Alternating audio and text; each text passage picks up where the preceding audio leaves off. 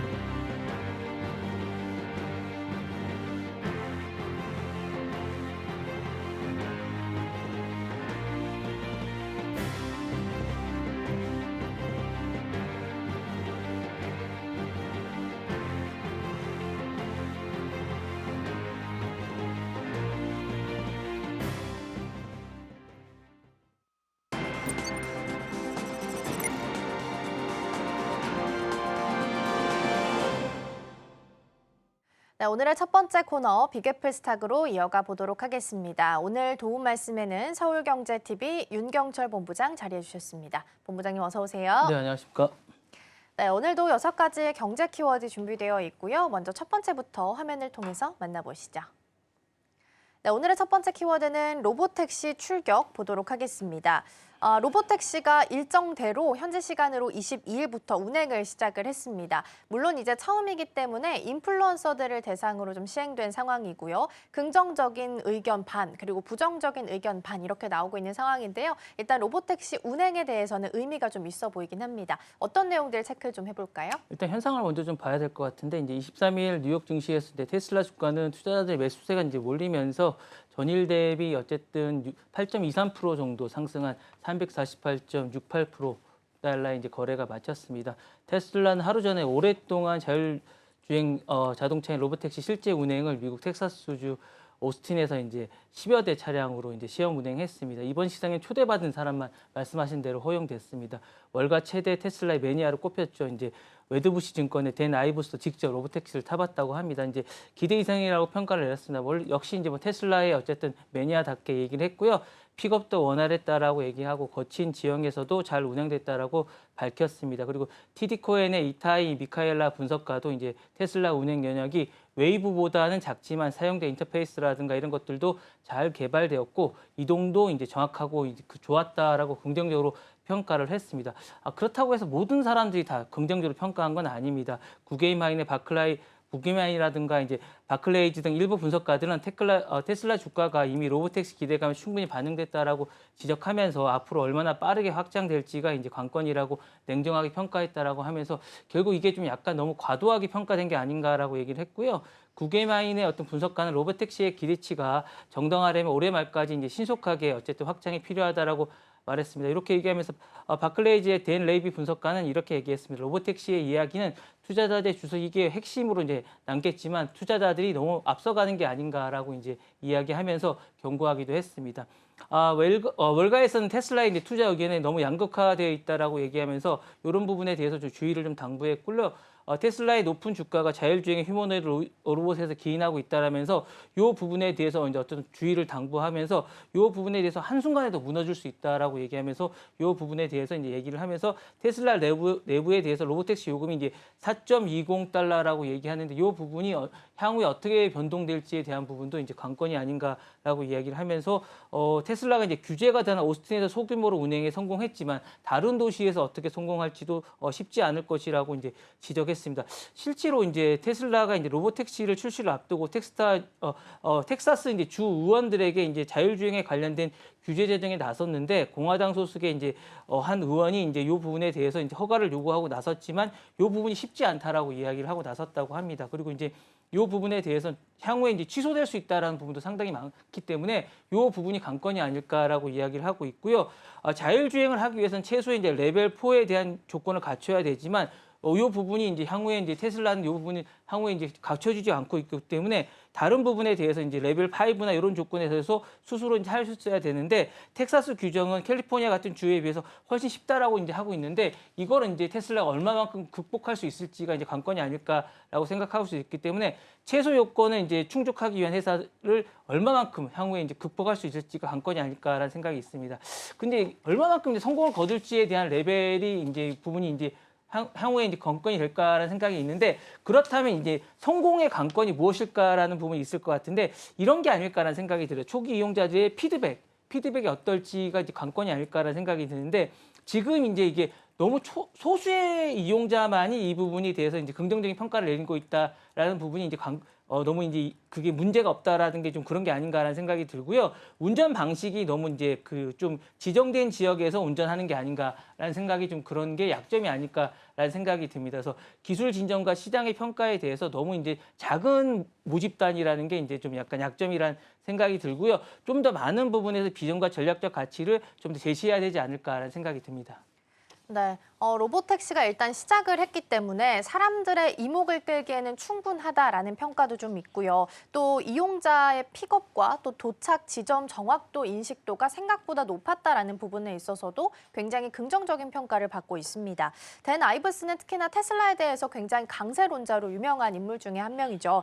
댄 아이브스 같은 경우에는 탑승해보니까 기대 이상이었다라고 하면서 PT를 $500까지 잡히는 모습도 보이기도 했습니다. 근데 테슬라가 지금 카메라 카메라 중심 시스템으로 운영을 하게 됐는데 경쟁사의 센서나 레이더보다 안정성에 있어서는 어떤 차별점을 좀 갖게 될까요? 말씀을 잘하신 것 같은데 일단 테슬라의 강점과 약점을 하자면 테슬라는 라이다 말씀하셨던 카메라 중심을 하고 있습니다.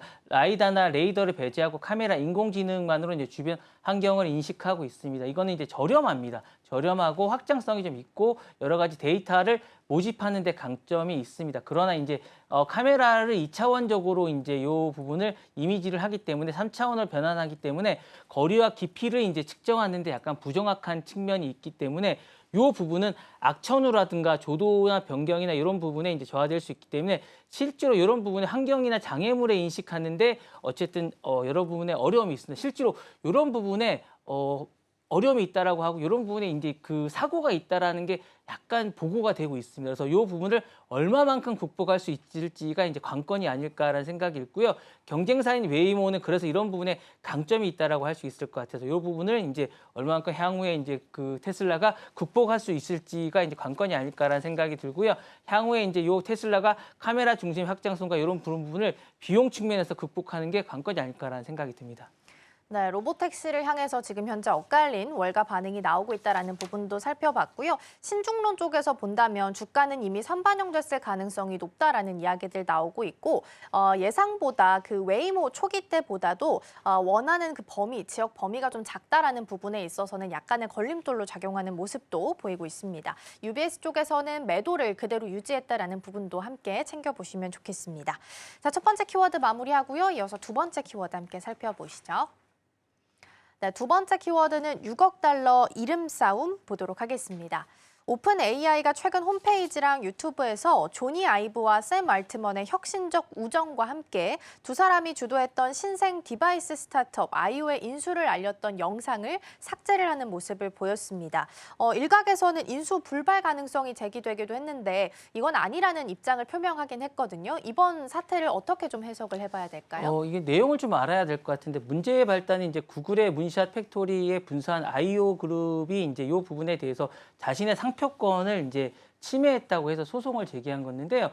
아이오 생성형 AI 활용한 차세대 이어버드를 개발 중인 회사입니다. 법원은 이 아이오 주장을 일부 받아들여서 이제 오픈 AI의 아이오가 사용한 콘텐츠를 임시 중단하게 했다고 합니다. 이에 따라서 이제 오픈 AI는 아이오 관련된 모든 콘텐츠를 웹사이트에 이제 소셜 미디어에서 삭제했습니다. 그래서 이제 삭제한 블로그 페이지에는 이 페이지는 아이오의 명칭 사용과 관련된 아이오 측의 상표권 이의 제기에 따른 법원 명령으로 인해서 일시적으로 모든 것들이 내려간 상태입니다. 그래서 우리는 이 주장에 동의하지 않으며 현재 대응 방안을 검토 중이라는 이제 내용문이 추가된 상태인데요.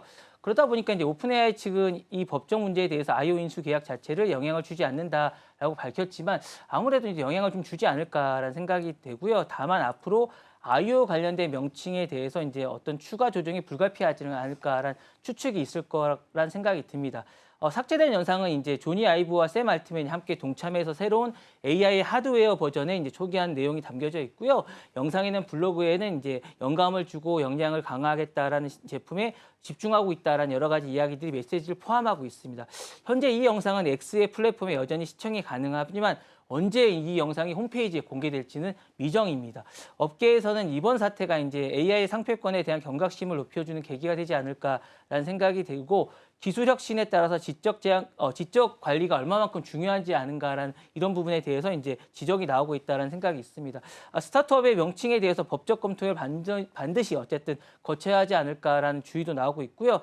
오픈 AI 이제 조니 아이브 협업이 이제 계속될 전망이지만 법적 분쟁에 따라서 좀 변동이 있지 않을까라는 생각이 들고요.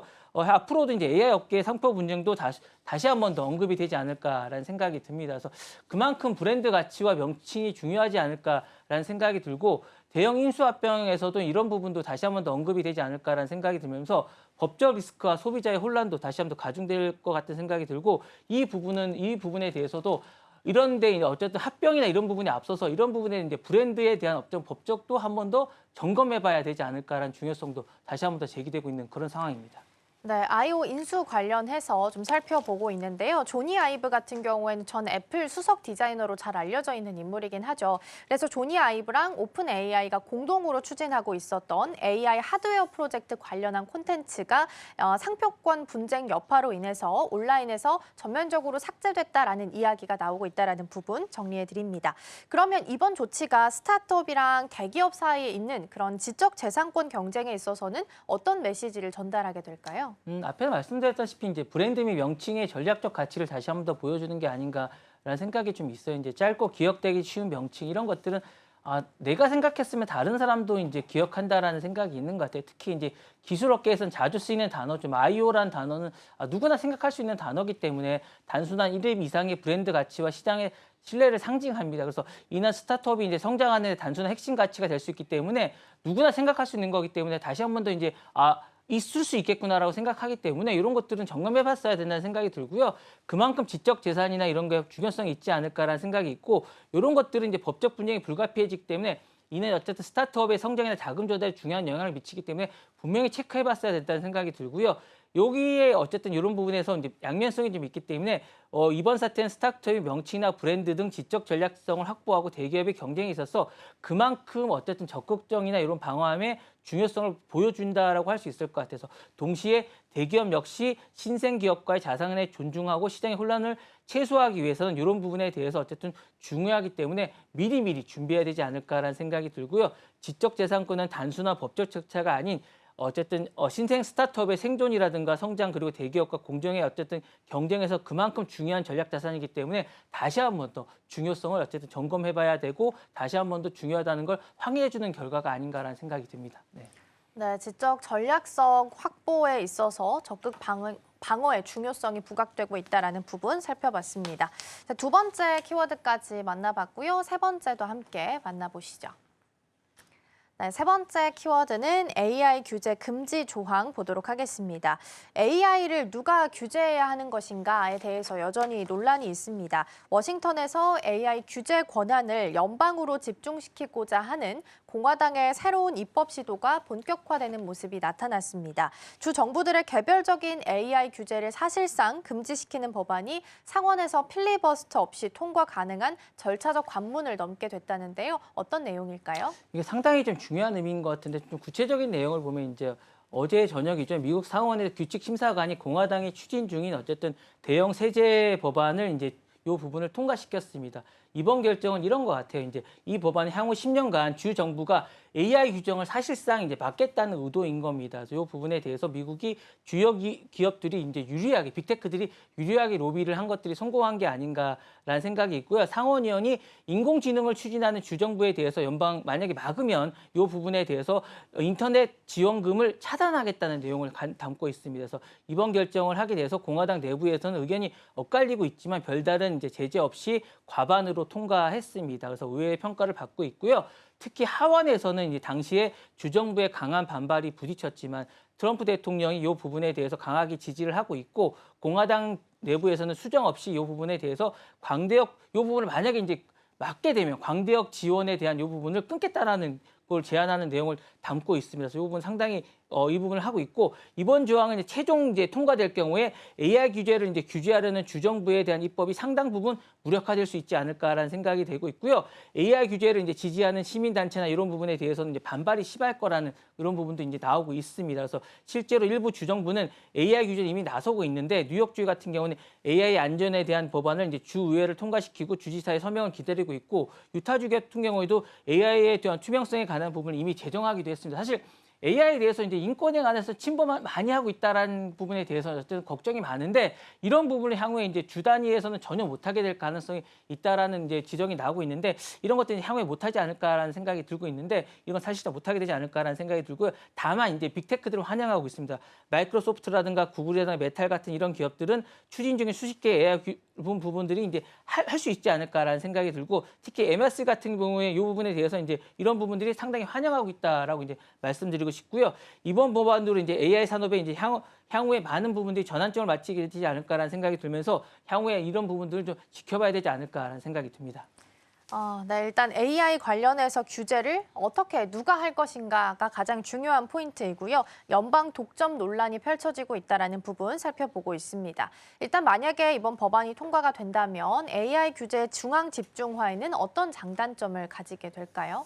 일단은 미국이 AI에서 어떤 강국으로 하는데 큰 힘을 발휘하지 않을까라는 생각이 들고 규제 체제의 어떤 중앙화가 될 것 같아요. 연방 단위 규제의 우위가 되면서 빅테크들의 영향력은 강화될 것 같습니다. 그래서 제가 말씀드렸다시피 마이크로소프트라든가 구글이라든가 아마존 대기업이 선호하는 연방 단위의 어떤 규제 체계 확립이 되면서 이들의 로비가 강화되면서 이제 이런 것들이 강화될 수 있고 얘네들은 일단은 많은 연방 단위의 이런 것들이 되면서 빅테크들은 자신들의 많은 행위나 이런 것들을 할 수 있게 됐다는 생각이 들지만 다만 소비자들의 보호는 공백의 우려가 있을 것 같아요. 그래서 핵심 위험 요소가 많이 있을 것 같은 생각이 듭니다. 알고리즘의 편향이라든가 뭐 채용이라든가 주거 차별이 있을 것 같고요. 빅페이크들의 어떤 범죄들이나 이런 것들은 이제 공백이 생길 수밖에 없을 것 같은 생각도 듭니다. 그리고 자동화 의료 결정 오류라든가 이런 것들도 보호 못 받을 것 같은 생각이 있을 것 같고요. 법적 구제 수단도 이제 부족하지 않을까라는 생각이 들어서 이런 것들에 대한 향후에 보호를 어떻게 할지에 대한 것들도 관건이 아닐까라는 생각이 듭니다. 그리고 장기적 리스크도 있지 않을까라는 생각이 들어서 이런 것들에 대한 규제 마련도 있어야 되지 않을까라는 생각이 듭니다. 네. 네, 세 번째 AI 키워드, 규제 키워드 관련된 내용까지 살펴봤고요. 이어서 네 번째 키워드도 만나보도록 하겠습니다. 네, 다음 키워드로는 미국산 스마트폰 보도록 하겠습니다. 지금 도널드 트럼프 가족 기업이 오는 9월에 이제 미국산 스마트폰을 출시한다라는 소식이 있다라는 부분 지난번에 한번 짚어본 바가 있었는데요. 관련해서 메이드 인 USA 스마트폰이 애플과 갤럭시에 이어서 뒤를 좀 이어갈 수 있을지 주목이 좀 되고 있습니다. 어떤 내용일까요? 이거 뭐 같이 한번 말씀을 드리면 이제 도널드 트럼프 아들이 트럼프 그룹들이 이제 그 폰을 내놓다고 얘기를 했잖아요. 그래서 이 소식이 알려지면서 이제 지지자들이 애국적 통신이라고 해서 이 부분에 화제를 모르고 있지만 사실 이게 실현 가능성이 상당히 작습니다. 그래서 사적 이익이라는 비판도 동시에 나오고 있고 트럼프 그룹은 이 부분에 대해서 이제 뭐 얘기를 해보면 이 폰에 대해서 정확하게 말씀을 드리면 6.8인치 폰이고 500만 화소입니다. 그래서 뭐 배터리도 500 AM 암페어밖에 안 되고 요 황금폰이라고 하는데 겉모습만 황금폰입니다. 그래서 가격은 $499, 68만 원 정도 우리나라 돈으로 돼 있고 T1 폰입니다. 그래서 미국 내 3대 통신사인 AT&T와 이제 버라이즌과 T-모바일 5G로 하는데 이게 요금제도 사실은 이제 65,000원 47.45달러 정도라고 얘기를 하는데 그리고 이제 트럼프 대통령의 이제 요 부분을 이제 얘기를 한다고 얘기를 합니다. 그래서 이게 45.47 요거를 상징한다고 얘기를 하는데 그래서 가격도 47.45달러라고 책정을 했다라고 얘기하는데 사실 이게 모든 설계도 이제 조립부터 모든 게 이제 미국에서 이루어지고 메이드 인 USA 달러라고 강조를 하고 있다라고 얘기를 하는데 근데 시장에서 냉담한다고 합니다. 이게 외국에 호소한다고 되는 게 아닙니다. 스마트폰은 모든 공급망이 된다고 하는데 이게 모든 게 메이드 인 US라고 하는데 사실 들여다보면 핵심 부품은 중국과 한국, 대만을 차지하고 있습니다. 왜냐하면 이게 보면 안에 거를 전부 다 보면 이제 뭐 디스플레이나 이런 것들을 보면 다 중국에서 만들거나 한국에서 만들거나 대만에서 만든다고 하고요. 가격도 조작하기 짝이 없습니다. 그리고 이제 요뿐만 아니라 또 다른 메이드 인 US 폰이라고 하는 리버티 폰도 제조 비용만 해도 650달러입니다. 근데 판매 가격은 2천만 달러라고 합니다. 그래서 2,000달러라고 합니다. 그래서 사실은 이게 말이 안 되는 가격으로 폭리를 취하고 있다라고 해서 이 부분에 대해서 이제 문제가 좀 많다라고 얘기를 하고 있고요. 이게 사실은 또 트럼프 폰에 대해서는 이해 충돌이 다시 불붙고 있습니다. 이게 사실은 자신의 이름을 만들어서 이렇게 만드는 게 맞냐라고 이야기를 하고 있고요. 이게 사실은 자신의 대선 때부터 마음고 있는 이런 부분에 대해서 계속 이야기가 나오고 있고 이 부분에 대해서 이제 맞냐라고 얘기를 하고 있고 사실은 이게 자신은 시장성에 맞지 않는 이런 폰을 만드는 게 맞지 않다라고 이야기를 하고 있고 한계가 맞다라고 얘기를 하고 있습니다. 부족한 공급망과 제조 역량이라고 하고 낮은 생산성과 높은 가격이라고 하고 메이드 인 USA라고 하지만 사실상 고비용 저사양의 딜레마고 미국 내 제조 실력과 인력이 기술 부족하다는 걸 인정해야 되지 않냐라고 이야기를 하고 있기 때문에 정치적으로는 사실상 애국심에 호소를 하고 있지만 사실상 실력이 안 된다는 걸 인정해야 되지 않냐라고 미국 내에서도 비판이 잇따르고 있기 때문에 사실상 이것들은 도태되지 않을까라는 전망이 많이 나오고 있다라는 지적이 많이 나오고 있습니다. 네. 네, 트럼프 일가에서도 스마트폰 제조에 대한 욕심을 내고 있다라는 부분 짚어본 바 있는데요. 그때도 이제 메이드 인 USA를 강조하는 모습이지만 사실 안을 좀 들여다보면 안에 있는 칩 같은 경우에는 또 특히나 다른 부품 같은 경우에는 중국산 제품들이 많이 있다라는 부분 짚어주셨습니다. 만약에 메이드 인 USA로 이루어지는 폰을 좀 만나게 된다면 제조 비용만 약 우리나라 원화로 90만 원이라고 하고요. 판매가는 약 276만 원에 달하기 때문에 실제적으로 이게 효용 가치를 갖게 될지는 좀 의문이다라는 부분을 언급을 주셨습니다. 그러면 미국산 스마트폰이 시장 안에서 경쟁력을 좀 갖추기 위해서는 어떤 부분들이 좀 필요하게 될까요? 안 만드는 게 나을 것 같습니다. 제가 볼 때는 이게 경쟁력을 왜냐하면 높은 생산과 인건비라고 생각하면 이게 사실은 의지만 갖고 되는 게 아닙니다. 사실은 미국의 이제 대통령이 최근에 이제 미국의 어떻든 계속 그 석유를 계속 그 많은 석유를 많이 뽑아 올리고 싶지만 사실 석유가 많이 뽑아 올려지지 않는 이유 중에 하나가 이게 올릴수록 손해이기 때문에 그런 거거든요. 그러니까 이것도 마찬가지입니다. 스마트폰을 만들수록 손해입니다. 왜냐하면 스마트폰을 생산할 경우에 인건비가 많이 올라갑니다. 미국의 기계의 어쨌든 평균 연봉이 이게 평균적으로 4,300만 달러입니다. 근데 이게 동남아에 있는 연봉이 5천 달러밖에 안 됩니다. 그러니까 이 부분을 서로 비교해 보면 너무 생산비가 떨어지기 때문에 이게 안 만드는 게 맞습니다. 그래서 생산 비용이 상승하기 때문에 이게 안 받기 때문에 이런 부분이 안 된다는 생각을 말씀드리고 그다음에 공급망이나 부품 조달에 한계가 있습니다. 핵심 부품을 다 외국에서 조달하는데 사실 이게 메이드 인 USA가 아니지 않습니까? 그렇기 때문에 부품 조달에 한계가 있고 제조 설비가 너무나 떨어집니다. 사실 TSMC가 미국에서 받은 것들을 미국에서 이런 것들을 하려고 했지만 숙련된 노동자들이 없기 때문에 너무 어려움을 겪고 있습니다. 그래서 사실상 대만으로 다시 돌아가고 싶어하는 많은 이유 중에 하나가 그런 것이기 때문이거든요. 근데 이런 부분들 때문에 그렇다라고 생각을 한다면 제조 설비나 인력이 부족하다는 걸 인정해야 됩니다. 그리고 숙련된 인력들이 부족하기 때문에 교육만으로 이게 안 된다는 걸 인정해야 된다라는 걸 말씀드리고 싶고요. 그렇기 때문에 사실상 불가능합니다. 그래서 이런 것들이 갖추기 어렵다라는 걸 인정하기 때문에 메이드 인 USA 어쨌든 주장의 본질은 상징적인 거라고 인정을 해야 된다는 걸 지금이라도 인정해야 된다는 게 아닌가라는 생각이 들고요. 향후에도 이런 것들이 어렵지 않다라는 생각이 들고 메이드 인 USA의 어떤 주장은 마케팅 이미지가라는 게 본질적인 것이고요. 실제 공급망이 여전히 아시아 등 크게 의존하고 있다라고 말씀드리고 싶고 미국 내 조립한다고 해도 핵심 부분 대부분 해외에서 의존하고 있고 이로 인해 메이드 인 USA 주장은 사실상 공급망과 현실 사이에 큰 차이가 존재하고 있고 이건 사실상 어렵다라는 게 현지의 어떤 분석이라고 말씀드릴 수 있을 것 같습니다. 네. 네, 아무래도 이제 메이드 인 USA로 만들기 위해서는 높은 생산비가 필요한 상황이고 높은 생산비로 만들게 되면 가격에는 또 소비자들에게 전가될 수밖에 없는 상황이기 때문에 오히려 생산성에 있어서는 좀 낮을 수도 있겠다라는 부분을 말씀 주셨습니다. 자, 네 번째 키워드까지 살펴봤고요. 이어서 다섯 번째 키워드 만나보시죠. 네, 다음 키워드는 인터넷 주민등록증 보도록 하겠습니다. 중국이 온라인 감시 체계를 한 단계 더 강화할 것으로 보입니다. 이제는 실명 인증을 넘어서서 국가 인터넷 신분증까지 도입될 예정이라고 하는데요. 즉 국가에서 단일 아이디를 좀 제공을 하고 이 단일 디지털 아이디 하나로서 모든 사이트에 로그인할 수 있게 되는 상황이 만들어지게 되는 겁니다. 이번 조치가 시사하는 바는 어떤 부분들이 있을까요?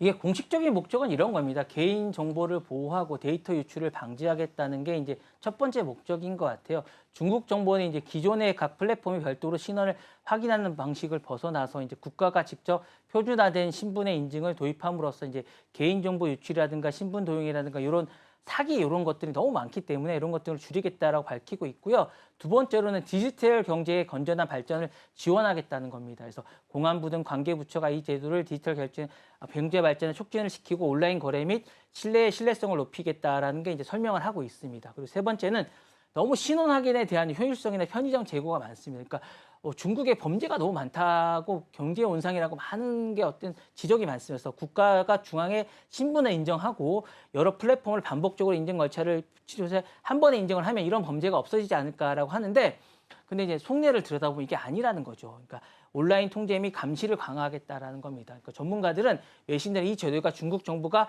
온라인 통제 및 감시를 더욱 체계적으로 하고 효율적으로 만드는데 도구가 될 거라고 이제 우려를 하고 있습니다. 그래서 실질적으로 이제 온라인으로 하나의 신분증으로 하면 추적이 쉽다라는 거죠. 이렇게 하면 이제 디지털로 흔적을 남기고 일괄적으로 모니터가 관리가 쉽다라는 겁니다. 그 전보다는 이게 쉬울지 않을까라는 생각이 들고 사실 중국은 뭐 사람들이 CCTV 천국이라고 하지 않습니까? 근데 이제 이렇게 하면 더 쉬울 거라는 거예요. 사람들이 동선을 파악하기 더 쉬울 거고 그다음에 정치 사회적 안정 유지에도 더 쉬울 거라고 생각을 하는 겁니다. 시진핑이 이제 어쨌든 삼선을 하게 되고 이렇게 하게 됐기 때문에 영구 집권을 하게 되면서 이제 인터넷 검열이나 감시를 더 쉽게 하게 되지 않을까라는 생각이 들면서 사회적 불안 요소를 사전에 차단하고 정치적 이슈나 이제 반체제 활동을 효과적으로 이제 통제하는데 이제 활용하는데 이게 더 쉽게 되지 않을까라는 생각이 들면서 이 부분과 함께 미성자 보호와 이제 사회적 목적도 있지 않을까라는 생각이 들면서 이런 활용도가 있지 않을까라는 생각이 들어서 이제 결론적으로 말씀을 드리면 공식적인 목적과 함께 정부의 통제력 강화라는 목적이 함께 작용하지 않을까라는 생각이 있어서 이렇게 실시된다라는 목적이 있지 않을까라는 생각이 듭니다. 네. 네, 단일 디지털 아이디를 제공을 해서 모든 사이트에서 다 동일하게 한 가지 아이디로 로그인을 할 수 있는 상황이 만들어지게 되는 건데요. 그 이면을 좀 살펴본다면 중국 당국에서 통제랑 감시가 강화하는 부분이 있을 수 있겠다라는 말씀을 주셨습니다.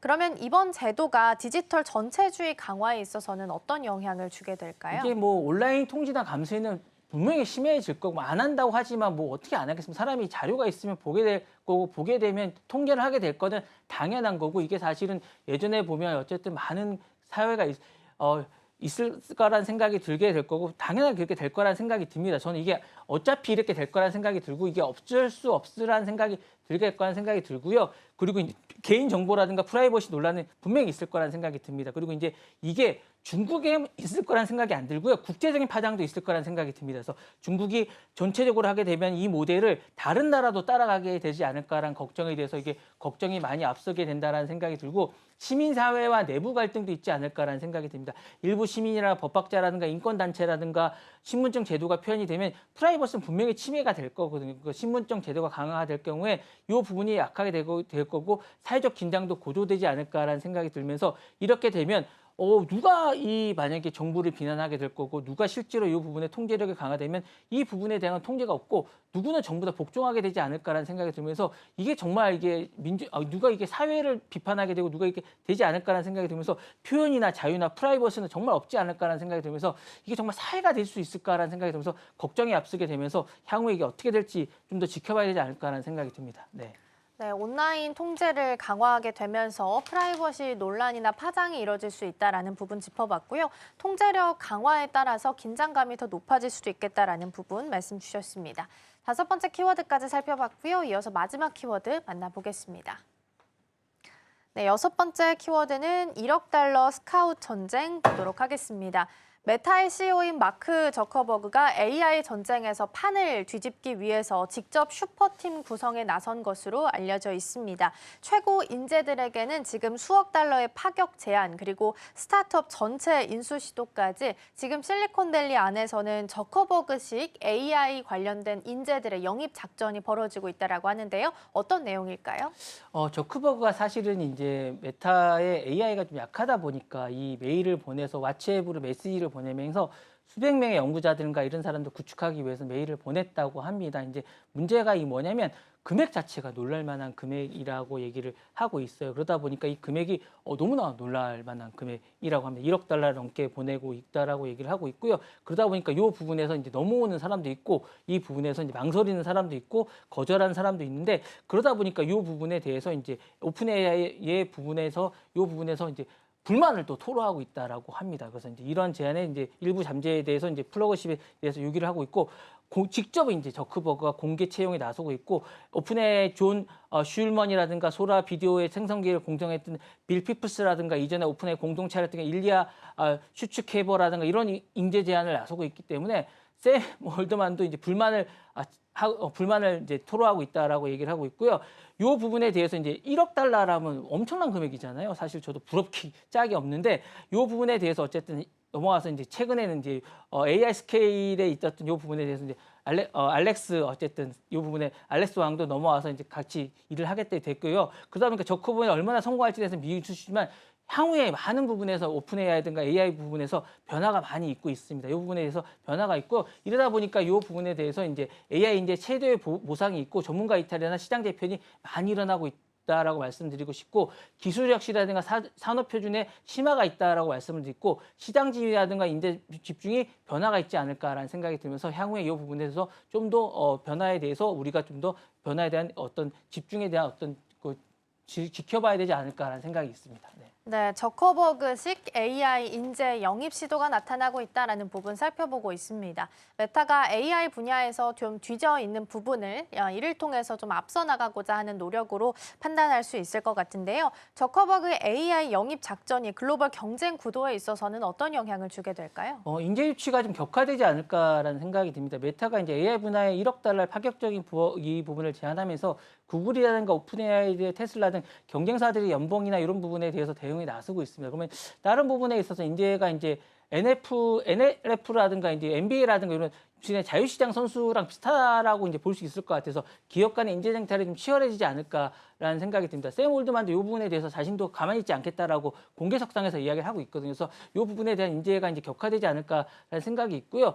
채용에 대해서도 이제 문화도 많은 변화가 있을 것 같습니다. 그래서 저크버가 직접 이메일에 메시지를 보내고 있는 것만큼 직접 CEO가 나서서 이제 인재를 채용할 것 같은 그런 생각이 좀 있습니다. 그래서 이 부분에 대해서 이제 신속하고 면접 절차나 이런 것도 없어지고 신속한 채용 방식이 드러나지 않을까라는 생각이 들고요.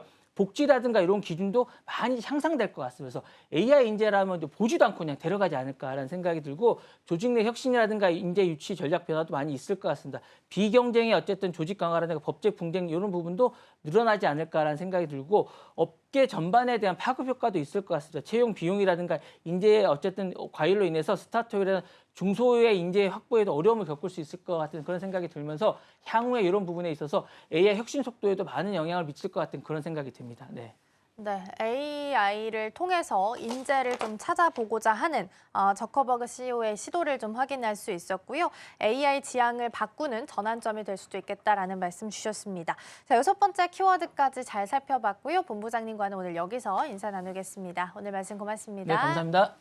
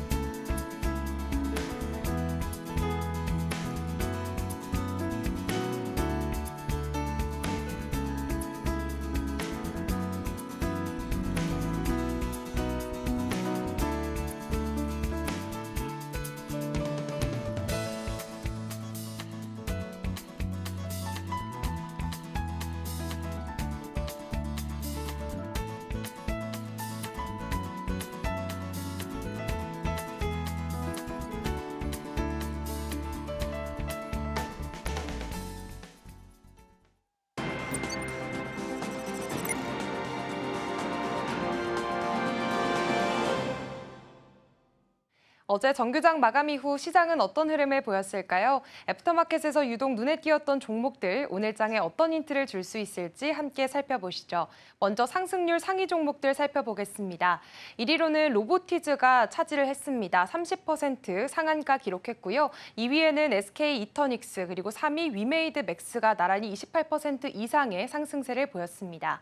그리고 중앙에너비스도 급등세 나타냈고요. 위메이드까지도 23%대 상승률 기록하면서 상위 5위권에 들어간 모습도 살펴볼 수가 있었습니다. 그렇다면 다음으로는 하락률 상위도 살펴보겠습니다. 1위로는 인벤티지랩이 8%나 급락하는 흐름을 보였고요. D&D 파마텍 역시나 6%대 낙폭 그렸습니다. 그리고 태성과 피롭틱스, 젠백스까지 나란히 5%대 하락세 보였습니다. 애프터마켓에서 투자자들의 시선이 향했던 종목들, 그 이슈를 자세히 살펴보겠습니다. 넥스트 트레이딩 지금 시작합니다.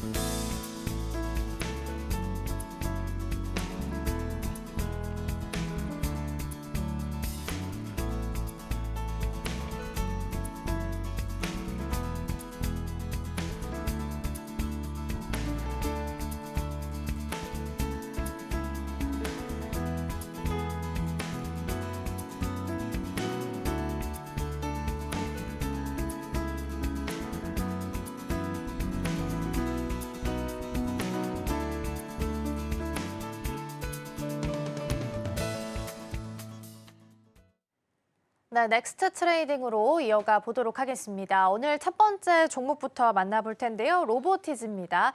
정규장에서도 흐름이 괜찮았고 애프터마켓에서도 이 흐름을 추가적으로 좀 상승세 이어갔습니다. 어떤 이슈가 좀 있었을까요? 네, 어제 로보티즈의 주가가 좀 급등했던 이유로는 LG전자와의 작업형 휴머노이드 협력 소식 때문이었습니다. 로보티즈가 LG전자와 손을 잡고 사람처럼 일할 수 있는 인간형 로봇을 함께 개발한다고 공식 발표를 했는데요. 이 소식이 전해지자 시장에서는 삼성은 레인보우 로보틱스, 그리고 LG는 로보티즈, 이렇게 국내 대기업들의 로봇 경쟁 구도가 본격화된 게 아니냐는 기대감이 커졌고요. 그게 곧바로 주가에도 반영이 됐습니다. 네, 그 배경을 조금 더 설명을 추가적으로 좀 드려보자면 어제 이제 12명의 장관급 후보자 인사가 발표가 됐습니다. 근데 이제 과기부 장관 후보자로 배경훈 LG AI 연구원장이 지명이 된 상황입니다. 그러면서 LG 관련해서 LG가 붙어 있는 종목들에 좀 시세가 가기 시작을 했고 LG 관련해서 로봇주를 찾다 보니까 그중에서 로보티즈가 좀 관심을 받았다라고 정리를 할 수 있겠습니다. 로보티즈는 어떤 기술력을 좀 가지고 있기에 LG전자가 이렇게 눈독을 좀 들이고 있는 걸까요? 네, 사실 로보티즈는 로봇의 관절 역할을 하는 액추에이터 기술로 좀 잘 알려진 회사입니다. 정확하게는 로봇을 사람처럼 정밀하게 움직이게 만드는 구동 기술인데요. 이 분야에서는 로보티즈가 글로벌 탑 수준으로 평가를 받고 있습니다. 특히 로보티즈는 하드웨어뿐만 아니라 로봇을 실제 업무에 쓸 수 있도록 모듈화하고 제어하는 기술도 뛰어나서요. 사람처럼 움직이면서 물건을 들거나 옮기는 작업형 로봇 개발에는 꼭 필요한 파트너로 꼽힙니다.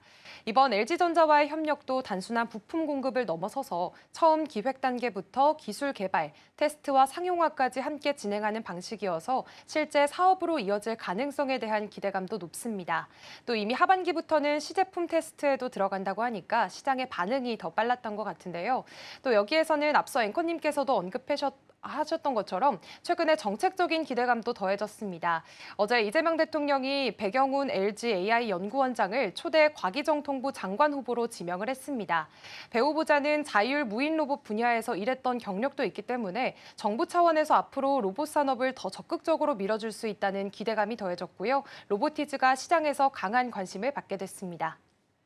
네, 사실 좀 살펴보면 LG가 로보티즈의 지분은 7% 가지고 있고 로보스타의 지분은 31% 정도 가지고 있습니다. 그럼에도 불구하고 지분이 좀 더 적었던 로보티즈가 어제 더 상한가 터치가 나왔다라는 부분이 좀 더 의미 있게 지켜봐야 되는 부분이 아닐까 싶은데요. 로보티즈 먼저 첫 번째 종목으로 살펴봤고요. 두 번째로는 SK 이터닉스 넘어가서 보도록 하겠습니다. 이 종목도 정규장에 이어서 애프터마켓에서도 좋은 흐름을 좀 보였습니다. 어떤 이슈가 있었던 걸까요? 네, 어제 SK 이터닉스가 급등을 했던 건 SK그룹이 아마존 웹서비스와 함께 울산에다가 대규모 AI 데이터 센터를 짓겠다고 공식 발표한 영향이 컸습니다.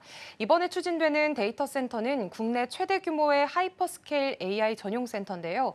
AI 데이터 센터는 서버가 24시간 내내 가동되는 구조라서 엄청난 전력이 필요하고요. 또 그만큼 안정적인 전력 관리와 저장 시스템도 꼭 필요합니다. 여기서 주목받은 게 바로 SK 이터닉스였습니다. 이 회사는 ESS 사업을 하는 곳인데 ESS는 쉽게 말해서 전기를 저장해뒀다가 전력이 부족할 때 꺼내 쓰는 대형 배터리 시스템입니다. 이런 장치는 대규모 전력 인프라, 특히나 데이터 센터 운영에 필수적입니다. 게다가 SK 이터닉스는 ESS뿐만 아니라 태양광이나 해상풍력 같은 재생에너지 사업도 함께하고 있어서 이런 친환경 전력 수요에 폭넓게 대응할 수 있는 기업으로 평가를 받고 있고요. 시장에서는 이번 울산 데이터 센터 구축을 계기로 해서 SK 이터닉스가 실제로 수혜를 입을 수 있다는 기대감이 커졌습니다.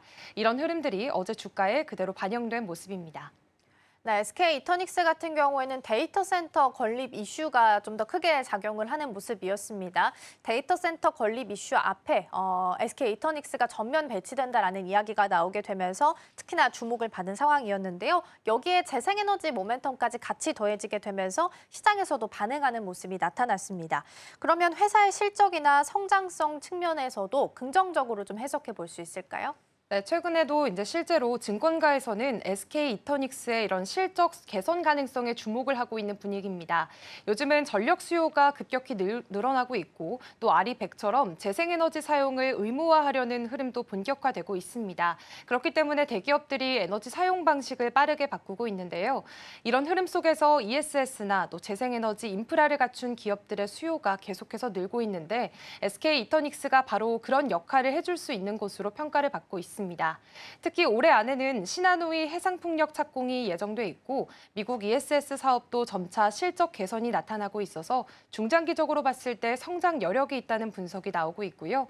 무엇보다 이번 AI 데이터 센터처럼 전력 수요가 몰리는 대형 프로젝트가 앞으로 더 늘어날 가능성이 높기 때문에 에너지 저장 기술과 경험을 모두 갖춘 SK 이터닉스 같은 기업들이 더 주목받을 수 있다는 평가가 나오고 있습니다. 네, SK 이터닉스처럼 데이터 센터, 특히나 이제 전력원이랑 같이 연결되어 있는 종목들은 같이 보시는 게 좋을 것 같고요. 더불어서 대한전선이나 LS 마린솔루션, 에너지 고속도로랑 연결되어 있는 관련주들도 같이 흐름 체크해 보시면 좋겠습니다.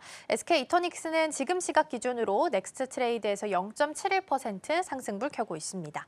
다음 종목으로는 중앙에너비스 살펴보겠습니다. 아무래도 호르무즈 해협 봉쇄에 대한 우려감이 높아지게 되면서 정규장 그리고 애프터마켓에서도 시세가 좀 있기는 했는데요. 오늘 이제 추가적으로 나온 뉴스들을 본다면 빠질 가능성이 좀 높아 보이긴 합니다. 일단 어제 상승했던 배경부터 먼저 살펴보도록 하겠습니다. 네, 어제장에서 중앙에너비스의 급등은 호르무즈 해협 봉쇄 우려가 가장 큰 영향을 끼쳤습니다. 주말 사이에 미국이 이란 핵시설을 공습을 했고요. 또 이에 대응해서 이란 의회가 호르무즈 해협을 봉쇄하겠다라는 의견을 내놨기 때문인데요. 이 해협은 특히나 한국이 수입하는 원유의 70% 이상이 통과하는 핵심 경로입니다. 그래서 투자자들 입장에서는 이게 만약 실제로 봉쇄가 이뤄지게 됐을 때 국제 유가 급등과 원유 공급망 불안은 피할 수가 없기 때문에 이런 우려감이 곧바로 에너지와 또 정유 유통 관련주로 매수세를 몰리게 한 겁니다.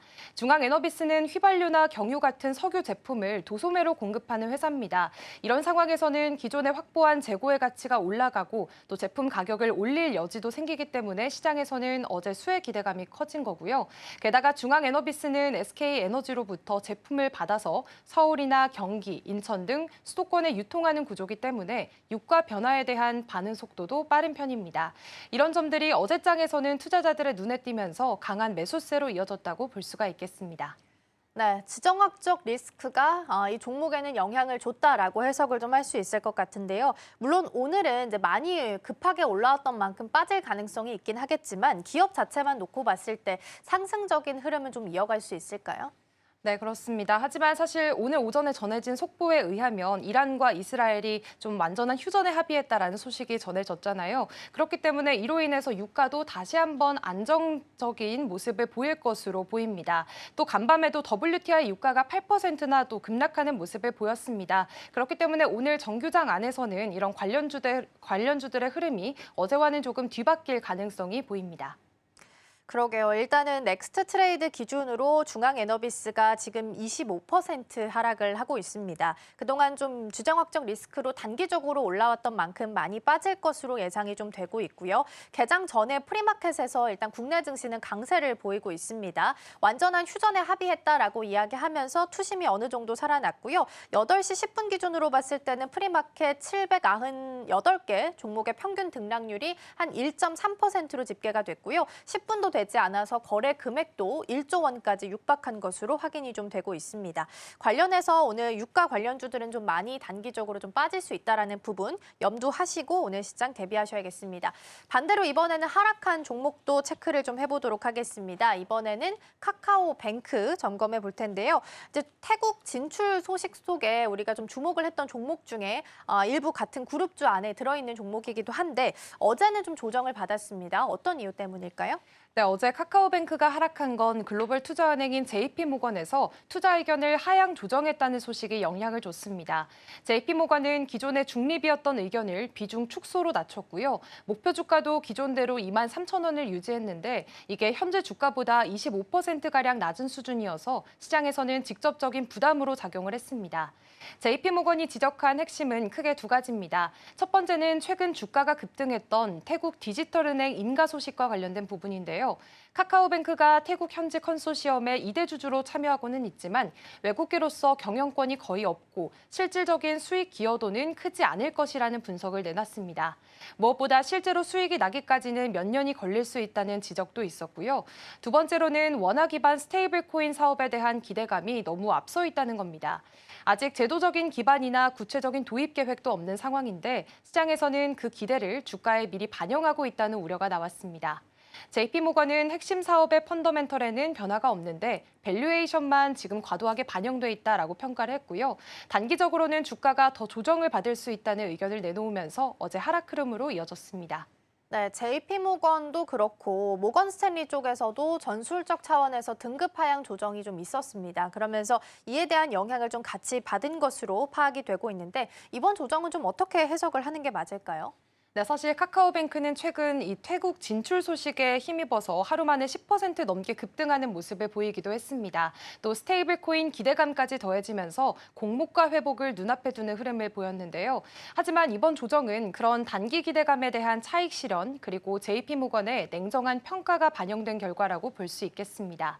JP모건은 해외 진출은 장기적인 전략일 뿐 단기적인 수익으로 연결되기는 어렵고 스테이블 코인 역시나 제도나 사업 모델이 아직 뚜렷하지 않다고 짚었습니다. 그렇기 때문에 기대감이 조금은 앞서 있다는 평가도 설득력을 얻고 있는데요. 결국 지금 시장은 기대와 실적 그리고 주가 사이의 균형을 다시 점검하는 흐름이고요. 카카오뱅크도 앞으로는 신사업이 과연 실질적인 성과로 이어지느냐가 관건이 될 것으로 보입니다. 오늘 카카오뱅크는 지금 0.32% 상승불은 켜고 있습니다. 근데 JP모건에서 얘기했던 TP가 지금 23,000원, 모건 스탠리 쪽에서 얘기했던 게 29,500원이라서 지금 현재가 프리마켓 기준 31,100원 선이기 때문에 여기보다도 더 내려온 수치로 지금 TP를 잡았다라는 부분도 함께 체크를 좀 해보셔야 되지 않을까 싶습니다. 자, 카카오뱅크까지 잘 살펴봤고요. 넥스트 트레이딩은 오늘 여기서 마무리하겠습니다. 오늘 말씀 고맙습니다. 네, 고맙습니다.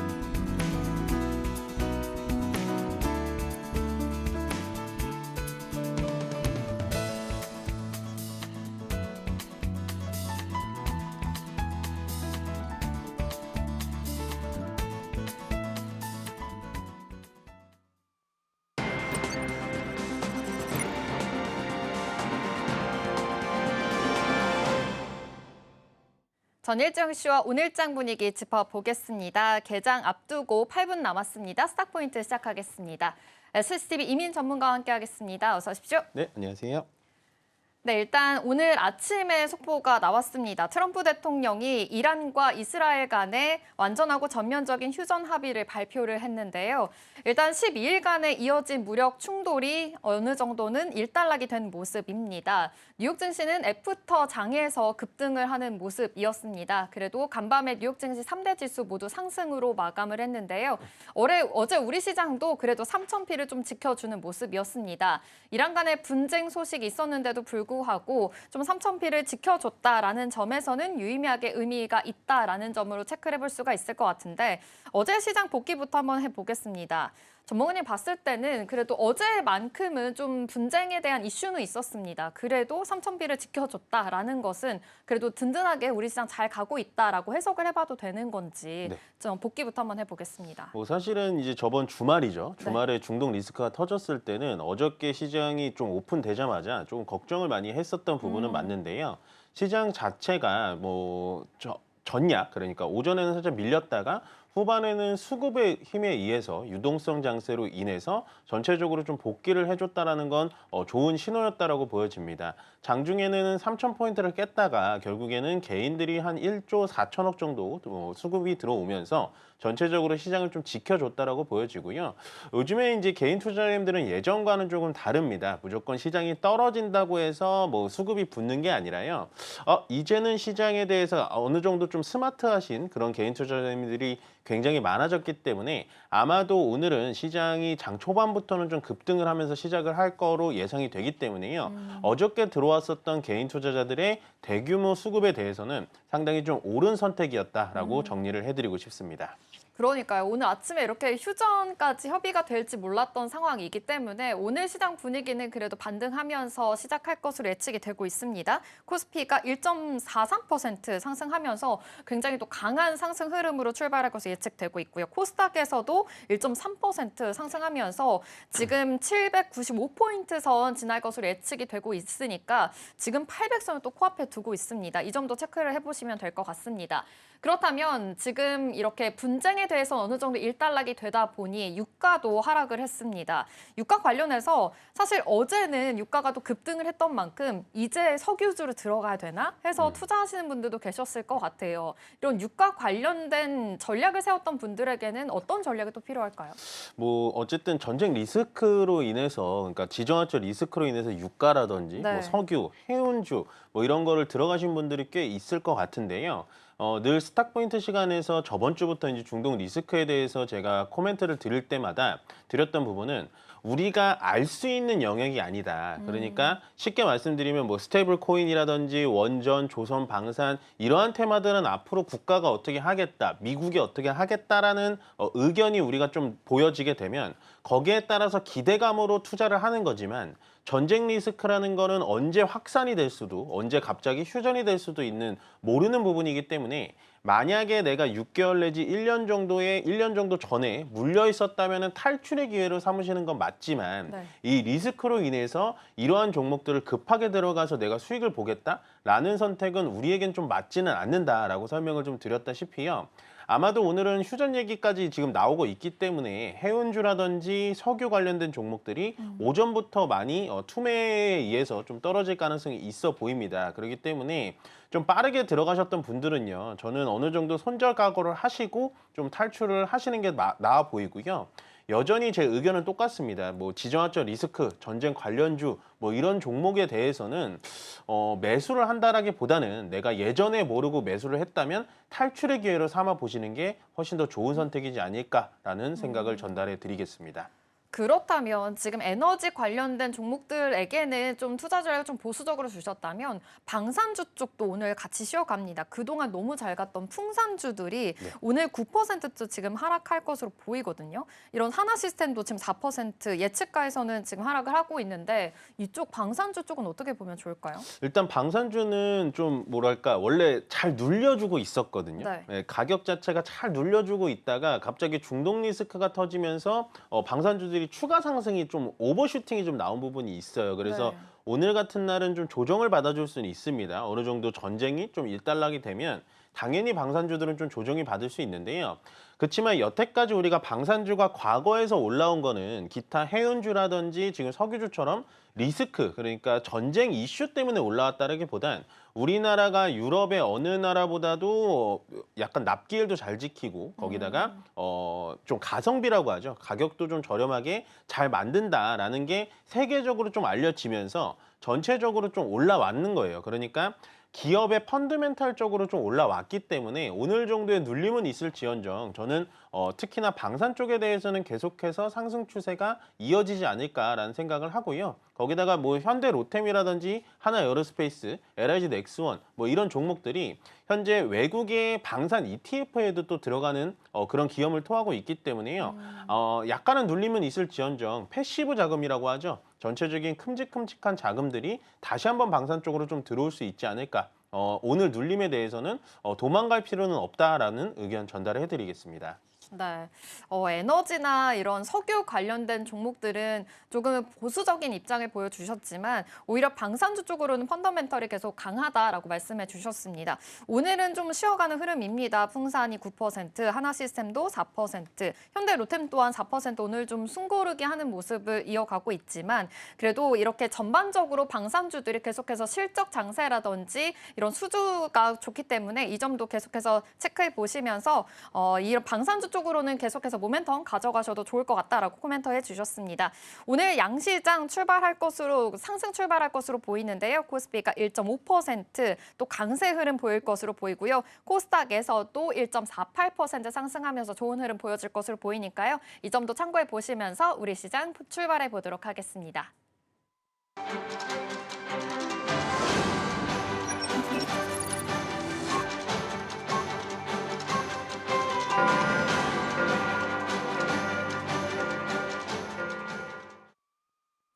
네, 6월 24일 화요일 우리 시장 출발해 보도록 하겠습니다. 오늘 아침이었죠. 트럼프 대통령이 이란과 이스라엘에 대해서 휴전에 대한 합의가 있었다라고 발표를 하면서 어느 정도 지정학적인 리스크가 좀 안정이 되는 모습이었습니다. 또 간밤에 유가 또한 이 급등을 했던 유가가 어느 정도 좀 내려오면서 8% 하락을 했죠. 다시금 조금 예전으로 돌아가는 모습까지 보였는데요. 그러다 보니 오늘 예측가에서도 에너지주 관련해서는 좀 지지부진한 흐름을 보여주고 있다라는 점까지 체크를 해보시면 될 것 같습니다.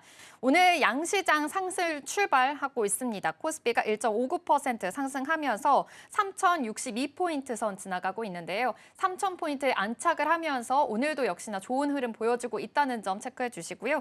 코스닥도 강합니다. 1.5% 상승하면서 796포인트 선 지나가고 있습니다. 지금 800포인트를 또 앞두고 있는 만큼 코스닥에서도 이 종목 흐름들이 좋을 예정이니까 이 점도 체크해 보시면 되겠습니다. 하지만 수급적으로는 아침 상황에서는 크게 또 유의미하게 보이진 않습니다. 외국인이 코스피에서는 조금은 매도이 보이고 있고요. 코스닥과 선물 시장에서는 매수이 보이고 있다는 점, 하지만 물량은 크게 많지 않다는 점 체크해 보시면 좋을 것 같습니다.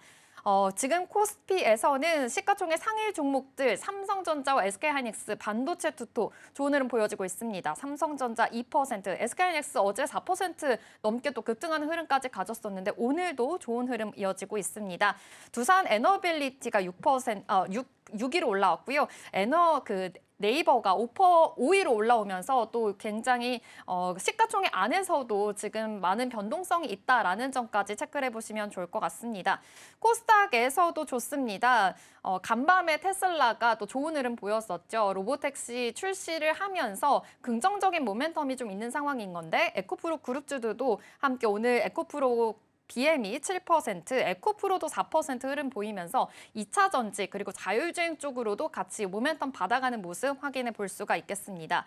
하지만 HLB나 하마리서치 많이 지금 파란불을 켜고 있는데요. 제약 쪽으로는 아무래도 계속 조금은 지지부진한 숨고르기 하는 종목 장세가 이어질 수 있으니까요. 이 점도 참고해 보시면 좋을 것 같습니다. 환율은 1,382원대 지나가고 있습니다. 그렇다면 지금 시장 상황은 나쁘지 않고 좀 좋은 긍정적인 시너지가 이어지고 있는 것으로 보입니다. 전문가님과 함께 이야기 나눠보겠습니다. 오늘 시장 지금 자체는 그 외국인들의 수급은 들어오지 않고 있는 모습이지만 지수 자체가 굉장히 좋습니다. 지금 상황 분위기 어떻게 보면 좋을까요? 조금은 좀 오버슈팅이 좀 나오는 거는 같아요. 그래요? 아무래도 뭐 이렇게 눌려 있었던 개인 투자자들 대기 자금이라고 했잖아요. 네. 예탁금이 뭐 60조를 넘어갔는데 네. 아직은 주식을 사지 않은 자금이다라고 말씀을 드렸잖아요.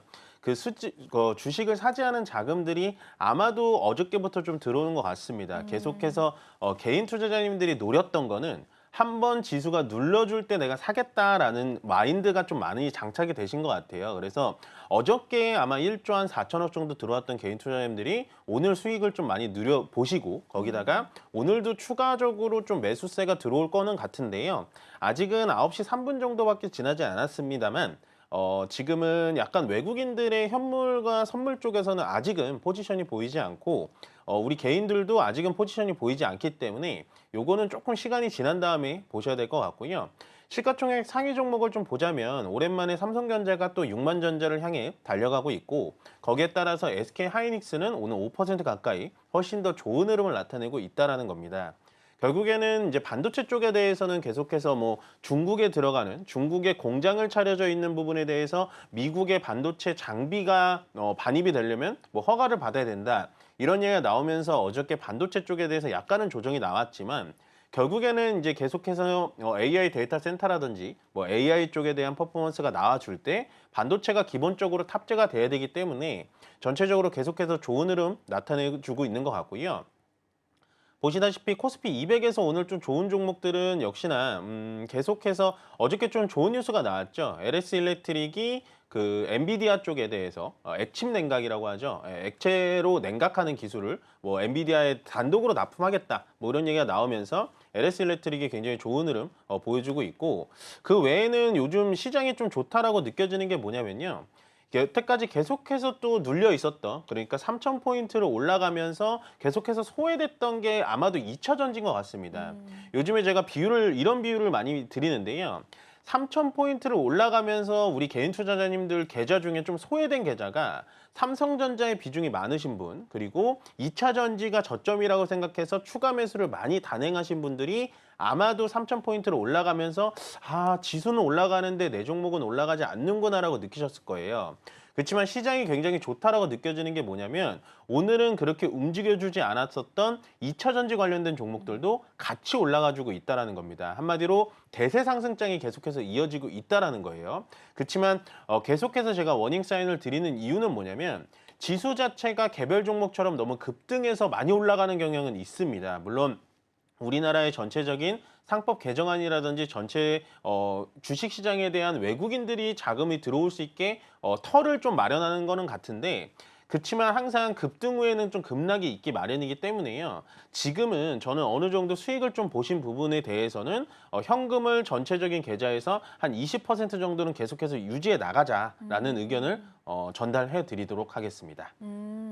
지금 또 많이 올라온 만큼 지금 코스피가 또 2% 급등하고 있으니까 지금 코멘트 주신 대로 오히려 이렇게 올라왔을 때 어느 정도는 좀 차익 실현한 다음에 현금 한 20%는 가지고 있으면 좋을 것 같다라는 코멘트 주셨으니까 이 점도 참고해 보시면 좋을 것 같습니다. 요즘 AI 정책에 관해서 수혜보고 있는 종목들이 굉장히 많기 때문에 이 점도 이야기를 또 해봐야 될 것 같습니다. 바로 어제였죠. 네이버가 또 5위로 올라오면서 시총에도 지각 변동이 있었습니다. 오늘은 좀 네이버와 카카오가 좀 쉬어가는 흐름인데요. 네.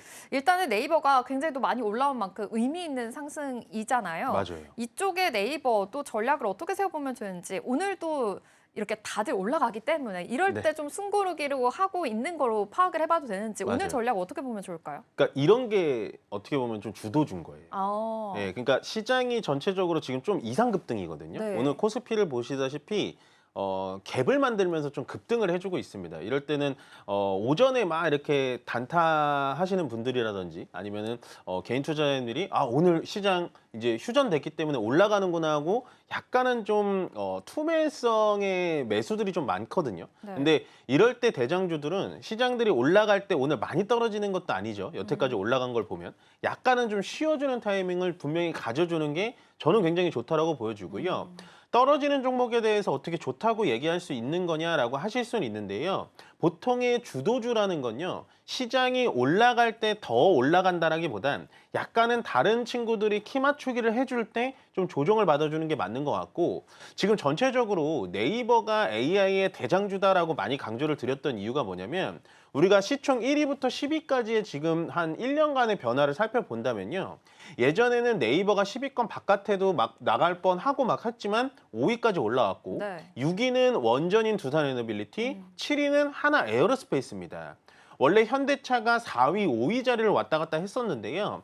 지금 자동차가 많이 밀리고 AI라든지 원전, 그다음에 방산까지 그러니까 전체적인 테마 자체가 많이 바뀌었다라는 거죠.